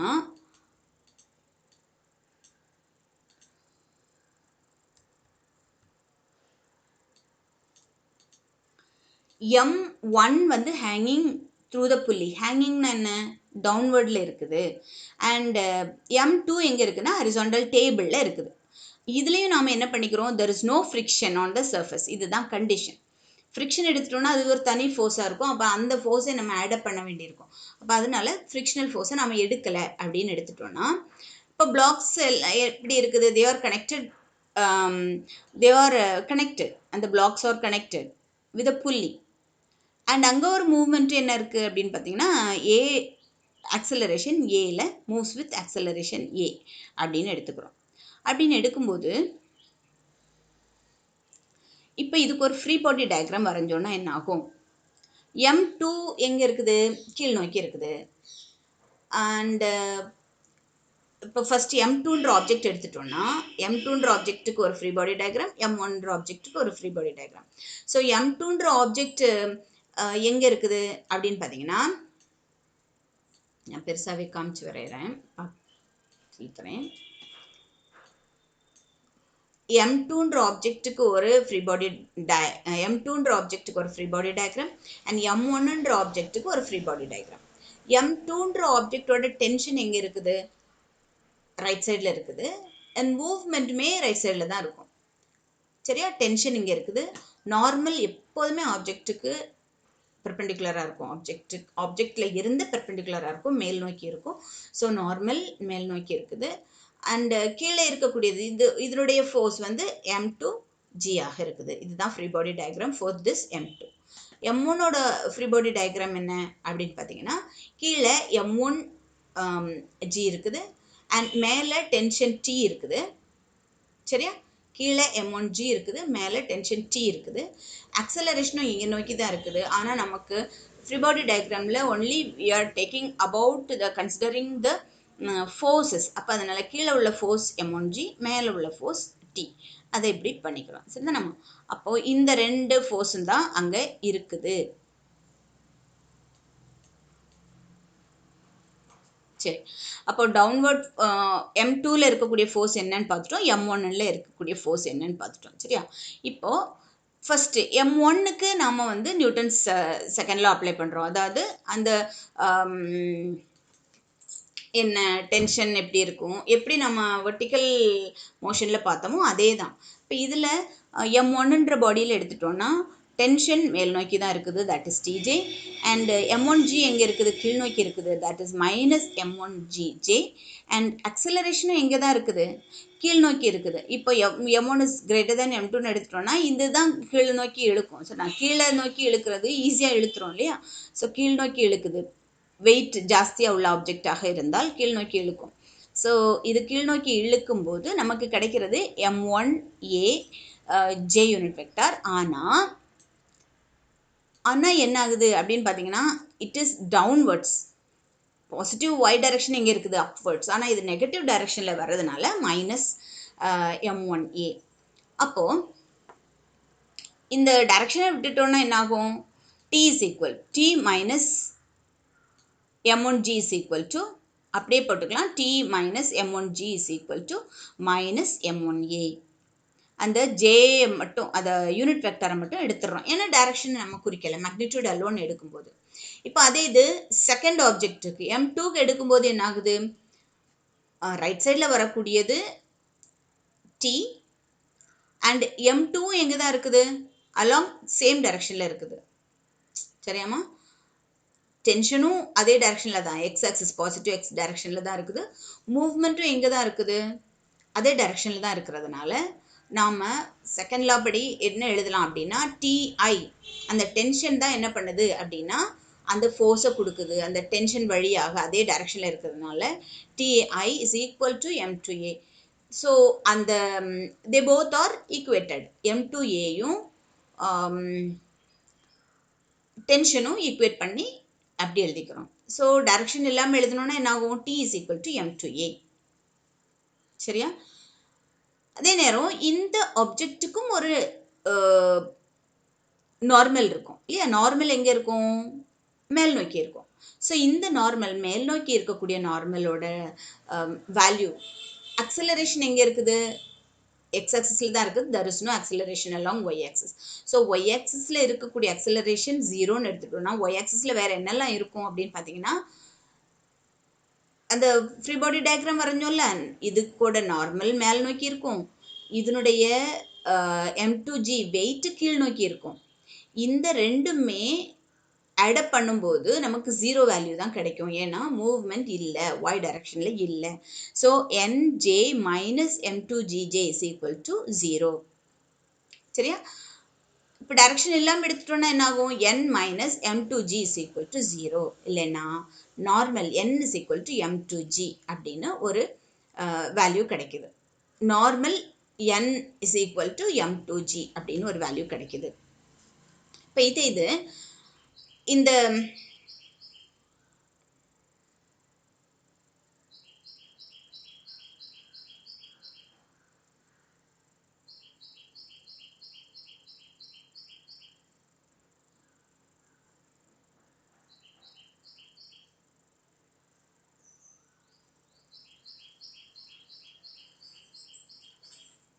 okay. So N is equal to M2G அப்படின்னு ஒரு வேல்யூ கிடைக்குது.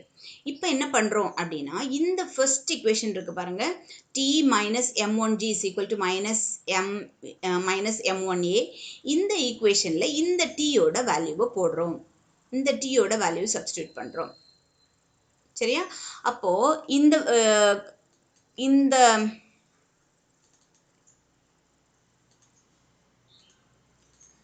ஈக்குவேஷன் அண்ட் இந்த ஈக்குவேஷனில் உள்ள டீயை இந்த இடத்துல சப்ஸ்டியூட் பண்ணுறோம். அப்போ என்ன ஆகுது அப்படின்னா, M2A அது கிடைக்கிறது இந்த இடம்.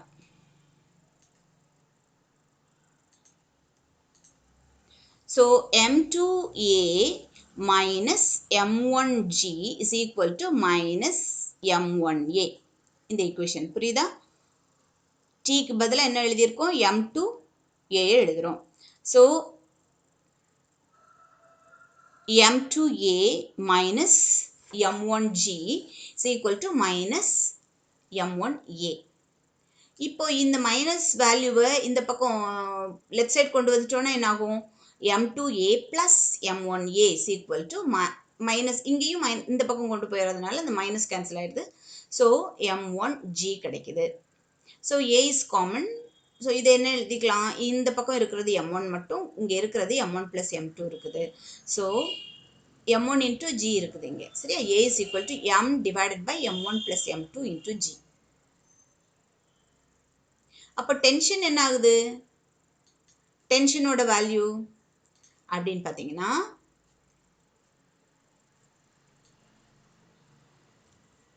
இப்போ டென்ஷனோட value is T is equal to M2 into A. M2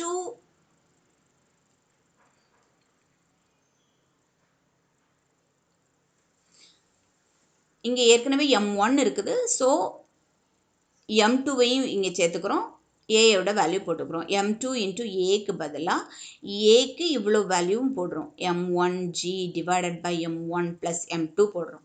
அப்போ அதனால் இந்த m2வும் மேலே இருக்கக்கூடிய நியூமரேட்டரில் இருக்கக்கூடிய m1 மல்டிப்ளை ஆகி m1 m2 divided by m1 plus m2 into g அப்படின்னு நமக்கு ஒரு வேல்யூ கிடைக்கிது.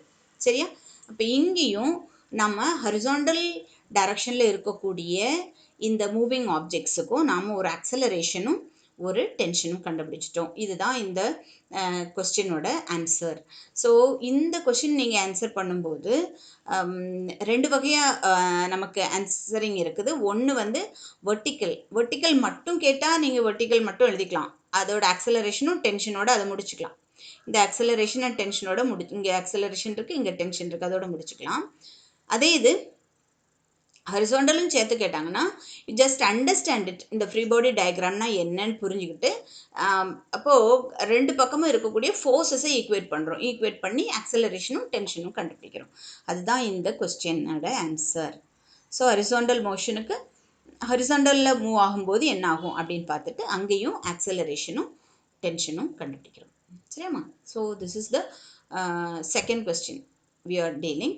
அண்ட் அடுத்தது நெக்ஸ்ட் கொஸ்டின் போகலான்னு நினைக்கிறேன்.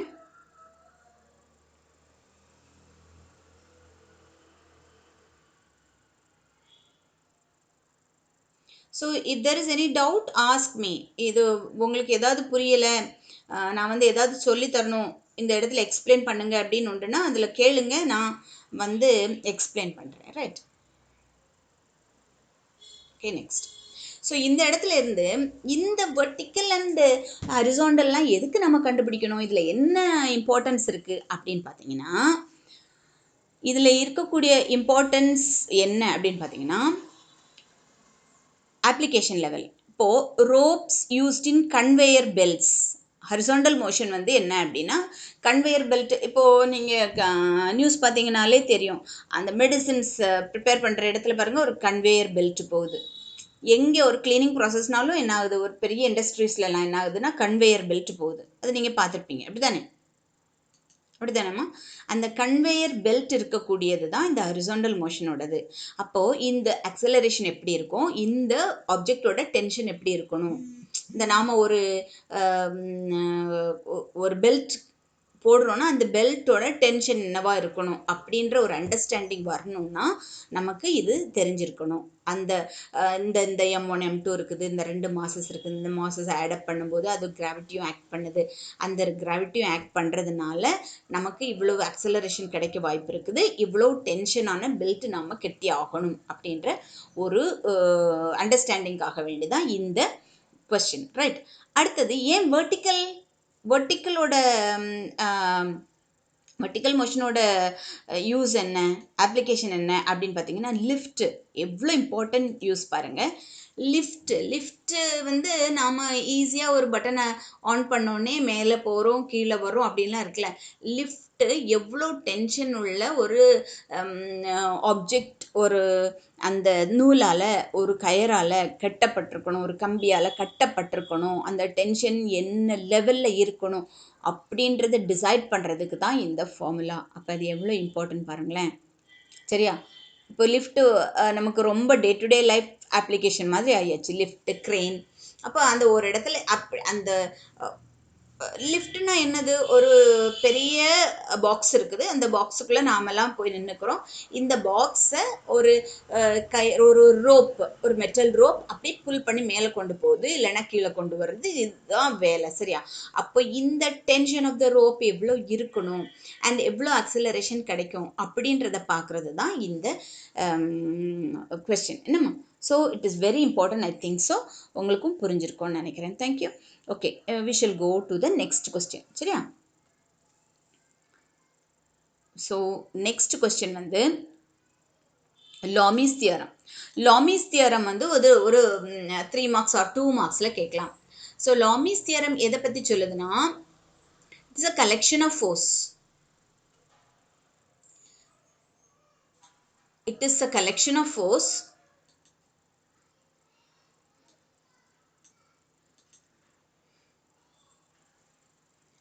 acting at one point. இப்போ இதை பாருங்க,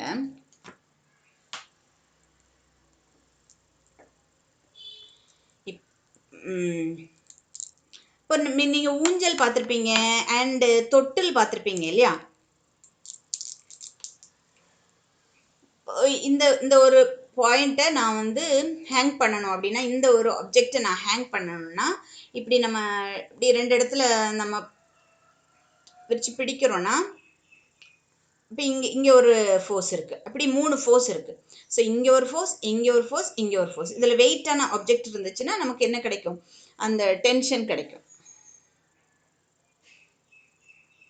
ஸோ ஒரு ஸ்விங், ஒரு ஊஞ்சலில் ஒரு குழந்தை போய் உட்காந்துச்சுன்னா என்ன ஆகும்? அதில் வெயிட் கிடைக்கும் சரியா? அப்போ ஒரு டென்ஷன் கிடைக்கும். ஸோ டென்ஷன் எங்கே இருக்குது? இங்கே மேலே இருக்குது, இங்கே இருக்குது. ஸோ டென்ஷன் அண்ட் இது வந்து அந்த குழந்தையோட வெயிட்டாக இருக்கும் சரியா? இது ஊஞ்சல்லையும் சரி தொட்டில்லையும் சரி இந்த மாதிரி நமக்கு கிடைக்கும் சரியாம்மா? ஸோ இது என்ன அப்படின்னா கோப்ளேனார் ஃபோர்ஸ். என்ன அப்படின்னா இதில் இந்த இந்த அந்த அந்த வேர்டை நீங்கள் அண்டர்ஸ்டாண்ட் பண்ணுங்க. What is a coplanar force? Coplanar அப்படின்னா சேம் பிளேனில் இருக்கக்கூடியது. சேம் பிளேன்னா என்ன? இப்போ பாருங்க, இது பாருங்க, இது ஒரு பிளேன். அப்போ எல்லா ஃபோர்ஸுமே என்ன ஆகுது? ஒரே பிளேனில் தானே இருக்குது. So it is called coplanar. So இந்த ஃபோர்ஸ் இது ஒரு இங்கே ஒரு ஃபோர்ஸ் இருக்குது, இங்கே ஒரு டென்ஷன் இருக்குது, இங்கே கீழே ஒரு ஃபோர்ஸ் இருக்குது சரியா? இந்த 3 ஃபோர்ஸுமே இங்கே ஒரு ஃபோர்ஸ், இங்கே ஒரு ஃபோர்ஸ் அண்ட் இங்கே ஒரு ஃபோர்ஸ். இந்த 3 ஃபோர்ஸுமே எப்படி இருக்குன்னு பார்த்தீங்கன்னா ஒரே பிளேனில் இருக்கிறதுனால it is called coplanar. Plane ஒரு பிளேன் சரியா? இப்போ இங்கே ஒன்று, இங்கே ஒன்று இப்படி வச்சாலுமே பாருங்க இது இந்த பிளேனில் இருக்கும். இப்படி இருந்துச்சுன்னா இது இந்த பிளேனில் இருக்கும். ஸோ பிளேன், ஒரே பிளேனில் இந்த 3 ஆங்கிளும் இருந்துச்சுன்னா that is called coplanar forces சரியா? சரி, இப்போ இந்த இந்த சென்டர் ஆப்ஜெக்டில் என்னெல்லாம் ஃபோர்ஸஸ் ஆக்ட் ஆச்சு? F1 ஆக்ட் ஆச்சு, F2 ஆக்ட் ஆச்சு, F3 ஆக்ட் ஆச்சு. So 3 forces. மேலே இந்த பக்கம் 2 ஃபோர்ஸ் அண்ட் கீழே ஒரு ஃபோர்ஸ், அப்படி 3 ஃபோர்ஸ் ஆக்ட் ஆச்சு. அப்போ மேலே உள்ள இந்த 2 ஃபோர்ஸுக்கு பேரும் என்ன அப்படின்னா டென்ஷன். மேலே உள்ள 2 ஃபோர்ஸையும் நாம் டென்ஷன் இல்லைன்னா F1 F2 F3 அப்படின்னு வச்சுக்கலாம். 3 ஃபோர்ஸும் இந்த மேலே உள்ள ரெண்டையும் நாம் டென்ஸ்டாக இருக்கிறதுக்காக வேண்டி அதுக்கு பேர் டென்ஷன். ஓகே சரி. அப்போது இந்த F1க்கும் ஆப்போசிட்டில் இருக்கக்கூடிய ஆங்கிளை ஆல்ஃபான்னு எடுத்துக்கோங்க, F2க்கு ஆப்போசிட்டில் இருக்கக்கூடியதை பீட்டான்னு எடுத்துக்கோங்க, ஃபோர்ஸ் F3க்கு ஆப்போசிட்டில் இருக்கக்கூடியதை. இப்போ இது ஒரு ஆங்கிள், இது ஒரு ஆங்கிள், இது ஒரு ஆங்கிள் சரியா? அப்போ இதை F1 வச்சுக்கிட்டோம்னா F1க்கு ஆப்போசிட்டில் இருக்கக்கூடிய ஆங்கிள் இஸ் ஆல்ஃபா. இதை F2ன்னு எடுத்துக்கிட்டோம்னா F2க்கு ஆப்போசிட்டில் இருக்கக்கூடிய ஆங்கிள் பீட்டா. இதை F3ன்னு எடுத்துக்கிட்டோம்னா F3க்கு ஆப்போசிட்டில் இருக்கக்கூடிய ஆங்கிள் காமா. அப்படி 3 ஃபோர்ஸஸ்க்கும் ஆங்கிள்ஸ் நம்ம எடுத்துட்டோம்னா அப்போது F1ஓட மேக்னிடியூட் வெக்டாரோட F1 வெக்டாரோட மேக்னிடியூட் எப்படி இருக்கும் அப்படின்னா சைன் ஆஃப் ஆல்ஃபாவுக்கு ப்ரொபோஷனலாக இருக்கும். F2ஓட மேக்னிடியூட் எப்படி இருக்கும்னா சைன் பீட்டாக்கு, F2ஓட மேக்னிடியூட் சைன் பீட்டாக்கு ப்ரொபோஷனேட்டாக இருக்கும். அண்ட் F3ஓட மேக்னிடியூட் எப்படி இருக்கும்னா சைன் காமாக்கு ப்ரொபோஷனலாக இருக்கும். இல்லைன்னா எப்படி எழுதிக்கலாம்னா F1 divided by sin alpha is equal to F2 divided by sin beta is equal to F3 sin gamma. This is Lami's theorem. இதுதான் வந்து Lami's theorem. இதனோட application எங்கே இருக்குது அப்படின்னு பார்த்தீங்கன்னா ஸ்விங் இல்லைன்னா அந்த கிரேடல், இதில் வந்து நம்ம அப்ளிகேஷன்ஸை பார்த்துக்கலாம். மேலே ரிஜிட் சப்போர்ட் இருக்குது, அங்கே வந்து 2 ஃபோர்ஸஸ் ஆக்ட் பண்ணுது, கீழே இன்னொரு ஃபோர்ஸ் ஆக்ட் பண்ணுது. கீழே அந்த பேபியோட ஃபோர்ஸ் வெயிட் mg ஆக்ட் பண்ணுது, மேலே இந்த 2 இடத்துலையும் கட்டியிருக்காங்க இல்லையா இந்த சப்போர்ட்டில் இருந்து இந்த த்ரெட்டுக்கு கிடைக்கிற tension, that is the force. So இது F1, இது F2, இது F3ன்னு எடுத்துட்டோம்னா F1க்கு ஆப்போசிட்டில் இருக்கக்கூடியது ஆல்ஃபா, F2க்கு ஆப்போசிட்டில் இருக்கக்கூடிய ஆங்கிளை எக்ஸ்பிளைன் பண்ணுறேன். ஸோ இந்த பேபியோட வெயிட் கீழ் நோக்கி இருக்குது. So that is MG. And இந்த பக்கம் மேலே இருக்கக்கூடிய ரெண்டு டென்ஷனையும் நாம் ஃபோர்ஸஸையும் நாம் டென்ஷன் எடுத்துக்கலாம். அண்டு கீழே இருக்கக்கூடிய அந்த பேபியோட வெயிட்டை எம்ஜியை கீழ் நோக்கிய ஃபோர்ஸ் அப்படின்னு எடுத்துக்கலாம். அப்போ இது F1 எடுத்துக்கிட்டோன்னா இந்த F1க்கு ஆப்போசிட்டில் இருக்கக்கூடிய ஆங்கிள் இஸ் ஆல்ஃபா. அண்ட் இதை F2ன்னு எடுத்துக்கிட்டோன்னா F2க்கு ஆப்போசிட்டில் இருக்கக்கூடிய ஆங்கிள் இஸ் பீட்டா. அண்ட் இதை F3ன்னு எடுத்துக்கிட்டோன்னா F3க்கு ஆப்போசிட்டில் இருக்கக்கூடிய ஆங்கிள் இஸ் காமா அப்படின்னு எடுத்துக்கிறோம். அப்போது இந்த ஃபார்முலா என்ன சொல்லுது அப்படின்னா F1 மேக்னிடியூட் ஆஃப், சரியா, வெக்டரோட magnitude of F1 is F1 divided by sin alpha is equal to, will be equal to F2 force divided by sin beta, that will be equal to F3 force divided by sin gamma. ஏன்னா அப்படி இது வந்து equate பண்ணி இருந்தால் தான் இந்த object சரியாக இந்த இடத்துல இருக்க முடியும், ஸ்டேஷ்னரியாக இருக்கணும்னா. சரியா, இல்லைன்னா ஒன்று ஈக்குவல் இல்லாமல் இருந்துச்சுன்னா அது பாட்டுக்கு இழுத்துக்கிட்டே இருக்கணும். சரியா, அப்படி இழுக்காம ஒரே இடத்துல அந்த ஸ்விங் ஓயாமல் அங்கே இங்கேயுமா இப்படியும் புல் பண்ணிகிட்டே இருந்துச்சுன்னா அந்த குழந்தை அதில் உட்காந்து ஆட முடியுமா? இல்லை இல்லையா. ஸோ அது அந்த சப்போர்ட் வந்து கரெக்டாக அது ரெண்டும் ரிஜிட்டாக அப்படி இருக்கிறதுனால நமக்கு அந்த கான்ஸ்டன்ட் ஃபோர்ஸஸ் தான் அப்ளை ஆகும். அங்கே இருக்கக்கூடிய ஆங்கிளும் கான்ஸ்டண்ட்டாக தான் இருக்கும். இந்த ஆங்கிள் ஓயாமல் மாறிட்டு இருக்க போகிறதில்ல. இந்த ஆங்கிள் பிட்வீன் தீஸ் டூ மாறாது, இந்த இது மாறாது, இதுவும் மாறாது. ஸோ ஒன்று மாறுச்சுன்னா அதுக்கு சைன் ஆங்கிளும் மாறிட்டே இருக்கும். சரியா, ஃபோர்ஸஸ் மாறும்போது என்ன ஆகும், சைன் ஆங்கிளும் மாறுறதுக்கு வாய்ப்பு இருக்குது. So they will be equal, அதுதான். So this is Lami's theorem. Lami's theorem கேட்டாங்கன்னா நீங்கள் என்ன எழுதணும் அப்படின்னு பார்த்தீங்கன்னா, the sign of the alpha is proportional to F1, sin of beta is proportional to F2, and sin of gamma is equal to F3.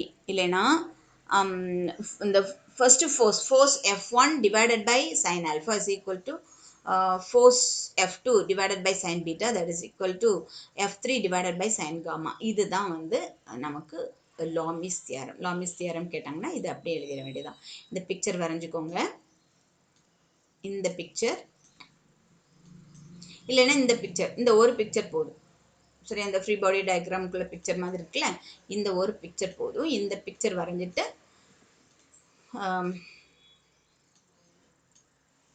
இந்த picture வரைஞ்சிட்டு இந்த equations எழுதுனீங்கன்னா that is enough for the Lami's theorem question. சரியா, ஆனால் நீங்கள் என்ன சொல்லணும்னா the forces, collection of forces எப்படி இருக்குது அப்படின்னா they are concurrent and they are forming in a they are all coplanar forces. ஒரே பிளேனில் அமையுது. coplanar forcesனா they are in a same plane, அதனால தான் they are called coplanar forces. சரியா, so Lami's theorem கேட்டாங்கன்னா இந்த ரெண்டையும் எழுதுங்க போதும். இந்த ஃபார்முலாவையும் இந்த கிராஃபையும் போடுங்க, that will be enough. Okay, next is law of conservation of total linear momentum. இது வந்து ஒரு important question. law of conservation of total linear momentum. இதுக்கு வந்து எக்ஸாம்பிளோட கேட்பாங்க, 5 மார்க்ஸ்லேயே கேட்பாங்க. ஸோ டோட்டல் லீனியர் மொமெண்டம் எப்படி எதை வச்சு கொண்டு வரோம் அப்படின்னா Newton second law and third law வச்சு கொண்டு வரோம். நியூட்டன் செகண்ட் லா என்ன சொல்லுது அப்படின்னு பார்த்தீங்கன்னா, ஒரு ஆப்ஜெக்டோட ஃபோர்ஸ், இப்போ ரெண்டு ஆப்ஜெக்ட் கொலைட் ஆகும்போது இந்த ஆப்ஜெக்ட் மீது ஒரு ஃபோர்ஸை கொடுக்கும், இந்த ஆப்ஜெக்ட் மீது ஃபோர்ஸ் கொடுக்கும் அப்படின்றதான் நியூட்டன் செகண்ட் லா. தேர்ட் லா என்ன சொல்லுதுன்னா, இந்த ஆப்ஜெக்ட் மீது கொடுக்கக்கூடிய force will be equal and ரெண்டுக்கும் இடையில உள்ள force will be opposite in nature அப்படின்னு சொல்கிறாங்க. அதுதான் இது. அதாவது செகண்ட் லா என்ன சொல்லுதுன்னா, இதுதான் செகண்ட் லா என்ன சொல்லுதுன்னா, momentum, rate of change of momentum will be force அப்படின்னு சொல்லுது. தேர்ட் லா என்ன சொல்லுதுன்னா, the force will be equal and opposite அப்படின்னு சொல்லுது. இந்த ரெண்டையும் வச்சு தான் the total linear momentum is a constant prove பண்ண போகிறோம். எப்படின்னு பாருங்க. இப்போ செகண்ட் லா படி பார்த்தீங்கன்னா, F12 is equal to dp divided by dt and F21 is equal to dp2 divided by dt. இது ஏற்கனவே செகண்ட் எளியராக படிச்சிருக்கிறோம். ஸோ இந்த தேர்ட் லா படி F21 is equal to minus of F12. So இந்த ரெண்டையும் என்ன பண்ணுறோம் அப்படின்னா ஈக்குவேட் பண்ணுறோம். ஸோ இந்த F21 அதை இங்கே எழுதியிருக்கிறோம், இந்த பக்கம் எழுதியிருக்கிறோம், ஒன்றும் பிரச்சனை இல்லை. ரெண்டும் ஈக்குவல் தான், ரெண்டும் ஈக்குவல் அண்ட் தேர் ஆப்போசிட். அதனால இதை F12 ஃபர்ஸ்ட் எழுதியிருக்கிறோம், மைனஸ் ஆஃப் இந்த செகண்ட் ஈக்குவேஷன் எழுதியிருக்கிறோம். ரைட். இப்போ இதை லெஃப்ட் சைட் கொண்டு போயிட்டோம்னா இது ப்ளஸ் ஆயிரும்ல, இந்த மைனஸ் சைன் என்ன ஆயிரும், ப்ளஸ் சைன் ஆயிரும். So dp1 by dt plus dp2 by dt is equal to 0. So டிஃப்ரென்சியேஷனை வெளியில் எடுத்துட்டு p1 plus pt is equal to 0ன்னு போடலாம். இப்போ எனி கான்ஸ்டன்டோட டிஃப்ரென்சியேஷன் தான் 0. இது நீங்கள் தெரிஞ்சுக்கணும். ஒரு கான்ஸ்டன்டை டிஃப்ரென்ஷியேட் பண்ணோன்னா the value will be 0. சரியா? d by dt of p1 plus p2 is equal to 0 அப்படின்னா இதுக்கு அர்த்தம் என்ன அப்படின்னா p1 plus p2 is a constant. So நமக்கு என்ன கிடைக்குது, p1 plus p2 is a constant கிடைக்குது. கான்ஸ்டன்ட்னா என்ன, கான்சர்வேஷன். p1னா linear momentum of the first object, p2னா linear momentum of the second object. So linear momentum of the first objectையும் linear momentum of the second objectையும் ஆட் பண்ணும்போது நமக்கு கிடைக்கிறது ஒரு constant. So linear momentum of the first objectும் linear momentum of the second objectும் add up ஆகும்போது total linear momentum is a constant. அதுதான் வந்து law of conservation of total linear momentum. So law of conservation of total linear momentum கேட்டாங்கன்னா நீங்கள் இவ்வளோ steps எழுதினா போதும், புக்கில் ஏராளமாக இருக்குது, நீங்கள் ஜஸ்ட் அதை அண்டர்ஸ்டாண்ட் பண்ணுறதுக்காக வேண்டியதை வச்சுக்கோங்க. எக்ஸாம் பாயிண்ட் ஆஃப் வியூவில் நீங்கள் இது மட்டும் எழுதினா போதும். சரியா? conservation of total linear momentum.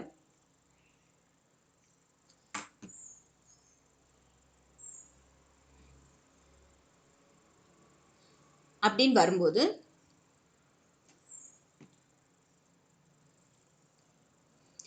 இந்த கான்சர்வேஷன் ஆஃப் லீனியர் மொமெண்டத்துக்கு நீங்கள் இந்த லைன்ஸ் மட்டும் நீங்கள் எழுதினா போதும்.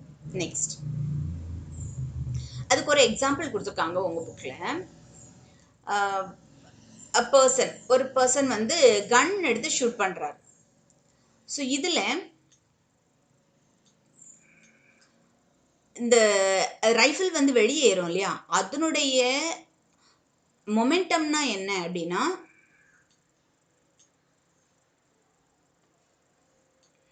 P is equal to mv. சரியா? அப்போ P is equal to mv. இந்த இடத்துல அந்த கன் ஷூட்டிங் வெளியே வரும்போது ஃபயரிங் ஆஃப் த கன் புல்லட்டுக்குள்ள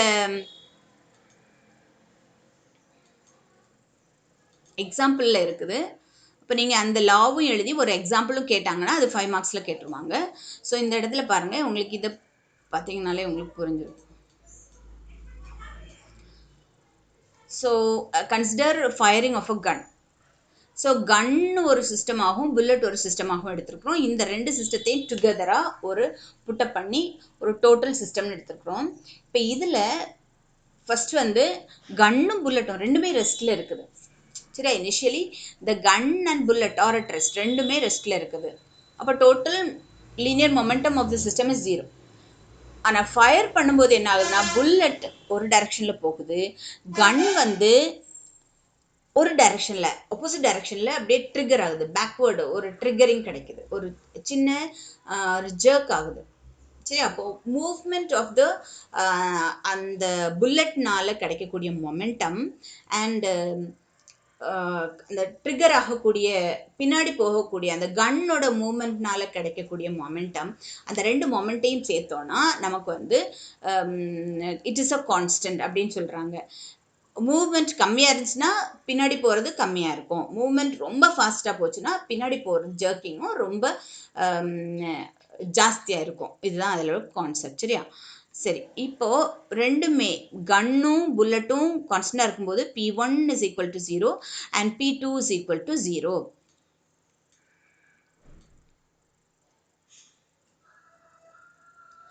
அப்போது due to conservation of momentum என்ன ஆகுதுன்னா அந்த ஃபார்வேர்டில் போகக்கூடிய புல்லட்டோட மொமெண்டம், சரியா, அந்த புல்லட்டோட மொமெண்டம் ஜாஸ்தியாக இருந்துச்சுன்னா பின்னாடி பேக்வேர்ட் மூவ்மெண்ட் ஆஃப் த கன்னோட மொமெண்டம் ரீகாயில் மொமெண்டம் அதுக்கு பேர் வந்து ரீகாயில் மொமெண்டம். ரிகாயில் மொமெண்டம்னா அந்த கன் மூவ் ஆகிறது பின்னாடி ரீட்ரைவிங், அதுக்கு பேர் தான் recoil momentum. Recoil momentum and the gun, அந்த புல்லட் முன்னாடி போகக்கூடிய மொமெண்டமும் தே வில் பி ஈக்குவல். அதுதான் வந்து இந்த எக்ஸாம்பிளில் கொடுத்துருக்காங்க. Right. Next is impulse. What is impulse? இம்பல்ஸ்னா என்ன அப்படின்னு பார்த்தீங்கன்னா, a large force acting on an object for a very short duration of time. அதான் வந்து impulse. ஸோ இம்பல்ஸ் என்ன அப்படின்னு பார்த்தீங்கன்னா, very large force acting on an object. இப்போது ஒரு கிரிக்கெட்டர், அந்த கிரிக்கெட்டர் என்ன பண்ணுறாரு, பேட்டை வச்சு ஸ்ட்ரைக் அவுட் பண்ணுறாரு பாலை. அந்த பால் அந்த கிரிக்கெட் பேட்டில் ஸ்ட்ரைக் ஆகிற டைமிங் எவ்வளவாக இருக்கும்? Very short duration of time. Right. இப்போது ஒரு பேட் இருக்குது, இந்த பேட்டை வச்சு இங்கே வரக்கூடிய பாலை ஸ்ட்ரைக் அவுட் பண்ணுறாரு அப்படின்னா என்ன ஆகுது அப்படின்னா, ஒரு ஃப்ராக்ஷன் ஆஃப் அ செகண்டில் இந்த பால் அந்த பேட்டில் பட்டு அப்படியே வெளியே தெரிச்சு ஓடுது. அப்படி தானம்மா? அப்போது லார்ஜ் ஃபோர்ஸ், ஒரு large force is acting on an object. அந்த பால் மீது ஒரு லார்ஜ் ஃபோர்ஸ் இஸ் ஆக்டிங், ஒரு லார்ஜ் ஃபோர்ஸை வச்சு அடிக்கிறாரு for short duration of time. அந்த மாதிரியான இம்பல்சிவ் ஃபோர்ஸ் இஸ் இம்பல்ஸ். அதுக்கு பேர் தான் இம்பல்ஸ். அப்போது ஃபோர்ஸை வந்து எஃப்னு எடுத்துக்கலாம். Time interval, very short time இன்டர்வலில் சொல்லியிருக்கிறோம், அதை டிடின்னு எடுத்துக்கலாம். அப்படி எடுத்துட்டோம்னா நமக்கு கிடைக்கிற force will be equal to, force is equal to dp by dt. அந்த டைமிங்கில் நமக்கு ஒரு மொமெண்டம் கிடைக்குது, ஒரு லார்ஜ் மொமெண்டம் கிடைக்குது, அதை டிபி பை டிடி. இதுதான் செகண்ட் லாவில் நம்ம சொல்லியிருக்கிறோம், நியூட்டன் செகண்ட் லாவில். ஸோ எஃப் வந்து என்னவாகும்? F into d t. இந்த டிடியை இந்த பக்கம் கொண்டு போகணும்னா நமக்கு f into dt will be equal to dp. Right. இந்த ஒன்று எடுத்துக்கலாம். அது ஒரே ஆப்ஜெக்ட் தான், இந்த ஒரே ஆப்ஜெக்ட் மேலே நம்ம படுறதுனால இந்த 1 2 வேண்டாம். Okay, f into dt is equal to dp அப்படின்னு எடுத்துக்கலாம். இப்போது இந்த ஷார்ட் டியூரேஷன் ஆஃப் டைம் இருக்கு இல்லையா, இந்த டைமை நாம் இன்டெகிரேட் பண்ணணும். இன்டெகிரேட் பண்ணால் டோட்டல் டைமிங், அது எவ்வளோ எப்போ வந்து அடித்து அந்த டைமிங் அது போய் கீழே விழுற வரைக்கும் உள்ள டைமிங் எடுத்துக்கலாம். அந்த நேரம் டிபி என்ன ஆகும்னா, அந்த மொமெண்டம், டோட்டல் மொமெண்டம் எவ்வளோ கிடைக்குது அது கிடைக்கும். சரியா? அப்போ இனிஷியல்லேருந்து ஃபைனல், இனிஷியல் அந்த அடித்த நேரம், அந்த இனிஷியல் டைமிங்லேருந்து போய் விழும்போது ஏற்படக்கூடிய அந்த டைமிங் வரைக்கும் நமக்கு கிடைக்கும். ஸோ இந்த இன்டகிரேஷன் எங்கேருந்து எங்கே வரும் அப்படின்னா, initial to final d p is equal to F வெளியில் எடுத்துடலாம். F is a constant and டைமிங்க்கு தான் இது டிஃப்ரென்ஷியேட் ஆகுது. டைமிங் எங்கே? இனிஷியல் டைமிங் தொடக்கத்திலேருந்து முடிகிற வரைக்கும் டைம் ஆஃப் அந்த டைமிங் கரெக்டாக ஃபைனல் மொமெண்டம் வரைக்கும் நமக்கு கிடைக்கும். ஃபைனல் டைமிங் டிஎஃப் வரைக்கும் கிடைக்குது. எப்போ போய் விழுதோ அது வரைக்கும் உள்ள டைமிங் ஃபைனல், அடிக்கும்போது உள்ள டைமிங்கில் இருந்து ஃபைனல் வரைக்கும். ரைட். அப்போ இந்த டிபி என்ன ஆகுதுன்னா, பிஎஃப் மைனஸ் இதுக்கு பதிலாக எஃப் அண்ட் இதுக்கு பதிலாக டிஃப்ரென்ஷியேட் பண்ணால், டிபியை டிஃப்ரென்ஷியேட் பண்ணால் தட் இஸ் பி. டிபியை டிஃப்ரென்ஷியேட் பண்ணால் we get d p p. integration of dp is equal to p alone. And இந்த பியோட இன்டகிரேஷன் எங்கேருந்து எங்கே வருது அப்படின்னு பார்த்தீங்கன்னா, இனிஷியல்ல இருந்து ஃபைனல் வரைக்கும் வருது. ஸோ இந்த இனிஷியல் இந்த பி ஆயிட்டு இல்லையா, இதை ஃபஸ்ட்டு பிஎஃப் போட்டுக்கணும், அடுத்தது பிஐ போட்டுக்கணும், மைனஸ் ஆஃப் பிஐ போட்டுக்கணும். அதான் இங்கே இருக்கு.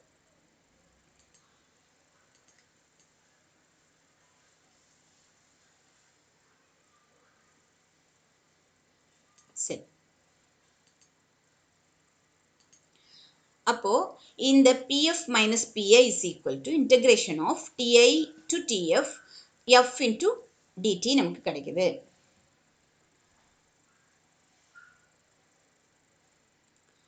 So pi is the initial momentum of the object at ti and pf is the final momentum of the object at tf.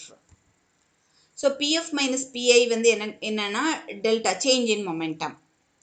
அதை சேஞ்ச் இன் மொமெண்டம்னு எடுத்துக்கிட்டோம்னா இந்த இன்டகிரேஷன் ஆஃப் எஃப்டிடியை நம்ம d J that is impulse அப்படின்னு எடுத்துக்கிறோம். So இந்த equation that is இந்த F dt that is equal to f constant எடுத்துட்டு integration of dt என்ன ஆகும்? integration of dt is t. integration of dt அங்க எப்படி integration of dp பண்ணமோ அதே மாதிரி integration of dt will be equal to t alone. அப்போ அது எங்கேருந்து எங்கே வரைக்கும் வரும்? tf minus ti இருக்கும். So f into tf minus ti is equal to f into delta t. Delta change in time, that is delta t. So f delta t is equal to delta p. Delta na small change அவ்வளவுதான். Delta னா small change. எப்படி Tina small சேஞ்சுன்னு சொல்கிறோமோ டிடினா சின்ன சின்ன சின்ன சின்ன timing, small small small timing. அதை integrate பண்ணோம்னா டோட்டல் டைமிங் கிடைக்கும். சின்ன சின்ன சின்ன சின்ன மொமெண்டம்ஸ், சின்ன சின்ன டைமிங்க்கு இருக்கக்கூடிய மொமெண்டம் சேஞ்ச், ஒரே அடியாக மொமெண்டம் இருக்காது. அப்போ அதனால் மொமெண்டம் சேஞ்ச் இன் மொமெண்டம் அதெல்லாம் சேர்த்து இன்டகிரேட் பண்ணோம்னா delta p. So F delta t is equal to delta p. இதுதான் நமக்கு கான்செப்ட். சரியா? இதுதான் impulse momentum equation. Impulse momentum equation. So what is impulse அப்படின்னு கேட்டாங்கனாலே நீங்கள் வந்து large force acting on an object for short duration of time, அதுதான் உங்களுக்கு இம்பல்ஸோட டெஃபினிஷன். அப்படி போட்டுட்டு வாட் இஸ் இம்பல்ஸ் அப்படின்னு கேட்டாங்கன்னா FDT integration of FDT is equal to J. இப்போ டிரைவ் பண்ண கேட்டாங்கன்னா தான் நீங்கள் வந்து நியூட்டன் செகண்ட் லாலேருந்து வரணும், வந்து இந்த டிஃப்ரென்சியேஷனை எழுத வேண்டியிருக்கும். So f into dt is equal to dp. So integrating both sides dp என்ன ஆகும் அப்படின்னா pf minus pi ஆகும். இங்கே இந்த integration of fdt என்ன ஆகும் அப்படின்னா f delta t வரும். ஸோ இந்த pf minus pi delta p வச்சுக்கிட்டோம்னா delta p will be equal to f delta t. அவ்வளோதான்.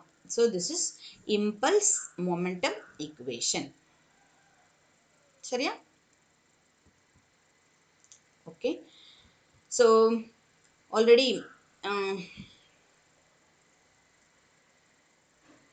நமக்கு 3 o'clock தொடங்கினோம். It is 4:30 now. So we'll wind up. For winding up நம்ம இன்னைக்கு என்னெல்லாம் பார்த்துருக்கோம் அப்படின்னு பார்த்தீங்கன்னா, ஃபர்ஸ்ட்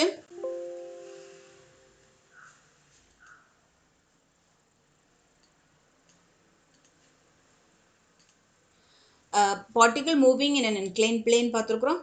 அடுத்த motion of connected bodies along horizontal direction, along vertical direction, அந்த ரெண்டையும் பார்த்துருக்குறோம். And concurrent forces and Lami's theorem. concurrent forcesனா என்ன, coplanar forcesனா என்ன, Lami's theorem நான் என்ன அப்படின்றத பார்த்துருக்குறோம். law of conservation of total linear momentum பார்த்துருக்குறோம், அதோட எக்ஸாம்பிள் பார்த்துருக்குறோம். ப்ளஸ் வாட் இஸ் இம்பல்ஸ் அப்படின்றதையும் பார்த்துருக்குறோம். Okay, so we shall wind up the class today. So thank you students, thanks for watching. Only 10 of you are there, right? Around 50 must be there and 10 of you are there. Parvala, we'll be taking the class again, I think so. Anyway, if you have a small amount of knowledge, when we have to rush up பண்ணும்போது ஈஸியாக உங்களால் இதை வந்து capture பண்ண முடியும். இல்லாமல் நம்ம அங்கே வந்து ஸ்பீடப் பண்ணி போர்ஷன்ஸ் போகும்போது எல்லாத்தையும் நம்மளால் ஈஸியாக ஒன் பை ஒன் எக்ஸ்பிளைன் பண்ணிகிட்டு இருக்க முடியாது. So those who are watching, நீங்கள் இந்த கொஷின்ஸ், இதில் உள்ள இந்த கொஷின்ஸை பெட்டர் ரைட் டவுன், எழுதி வச்சுக்கோங்க. ஏன்னா வந்து புக்கை திறந்து புரட்டி புரட்டி பார்க்குறதுக்கெல்லாம் நேரமே இருக்காது. 2 or 3 months அவ்வளோதான்.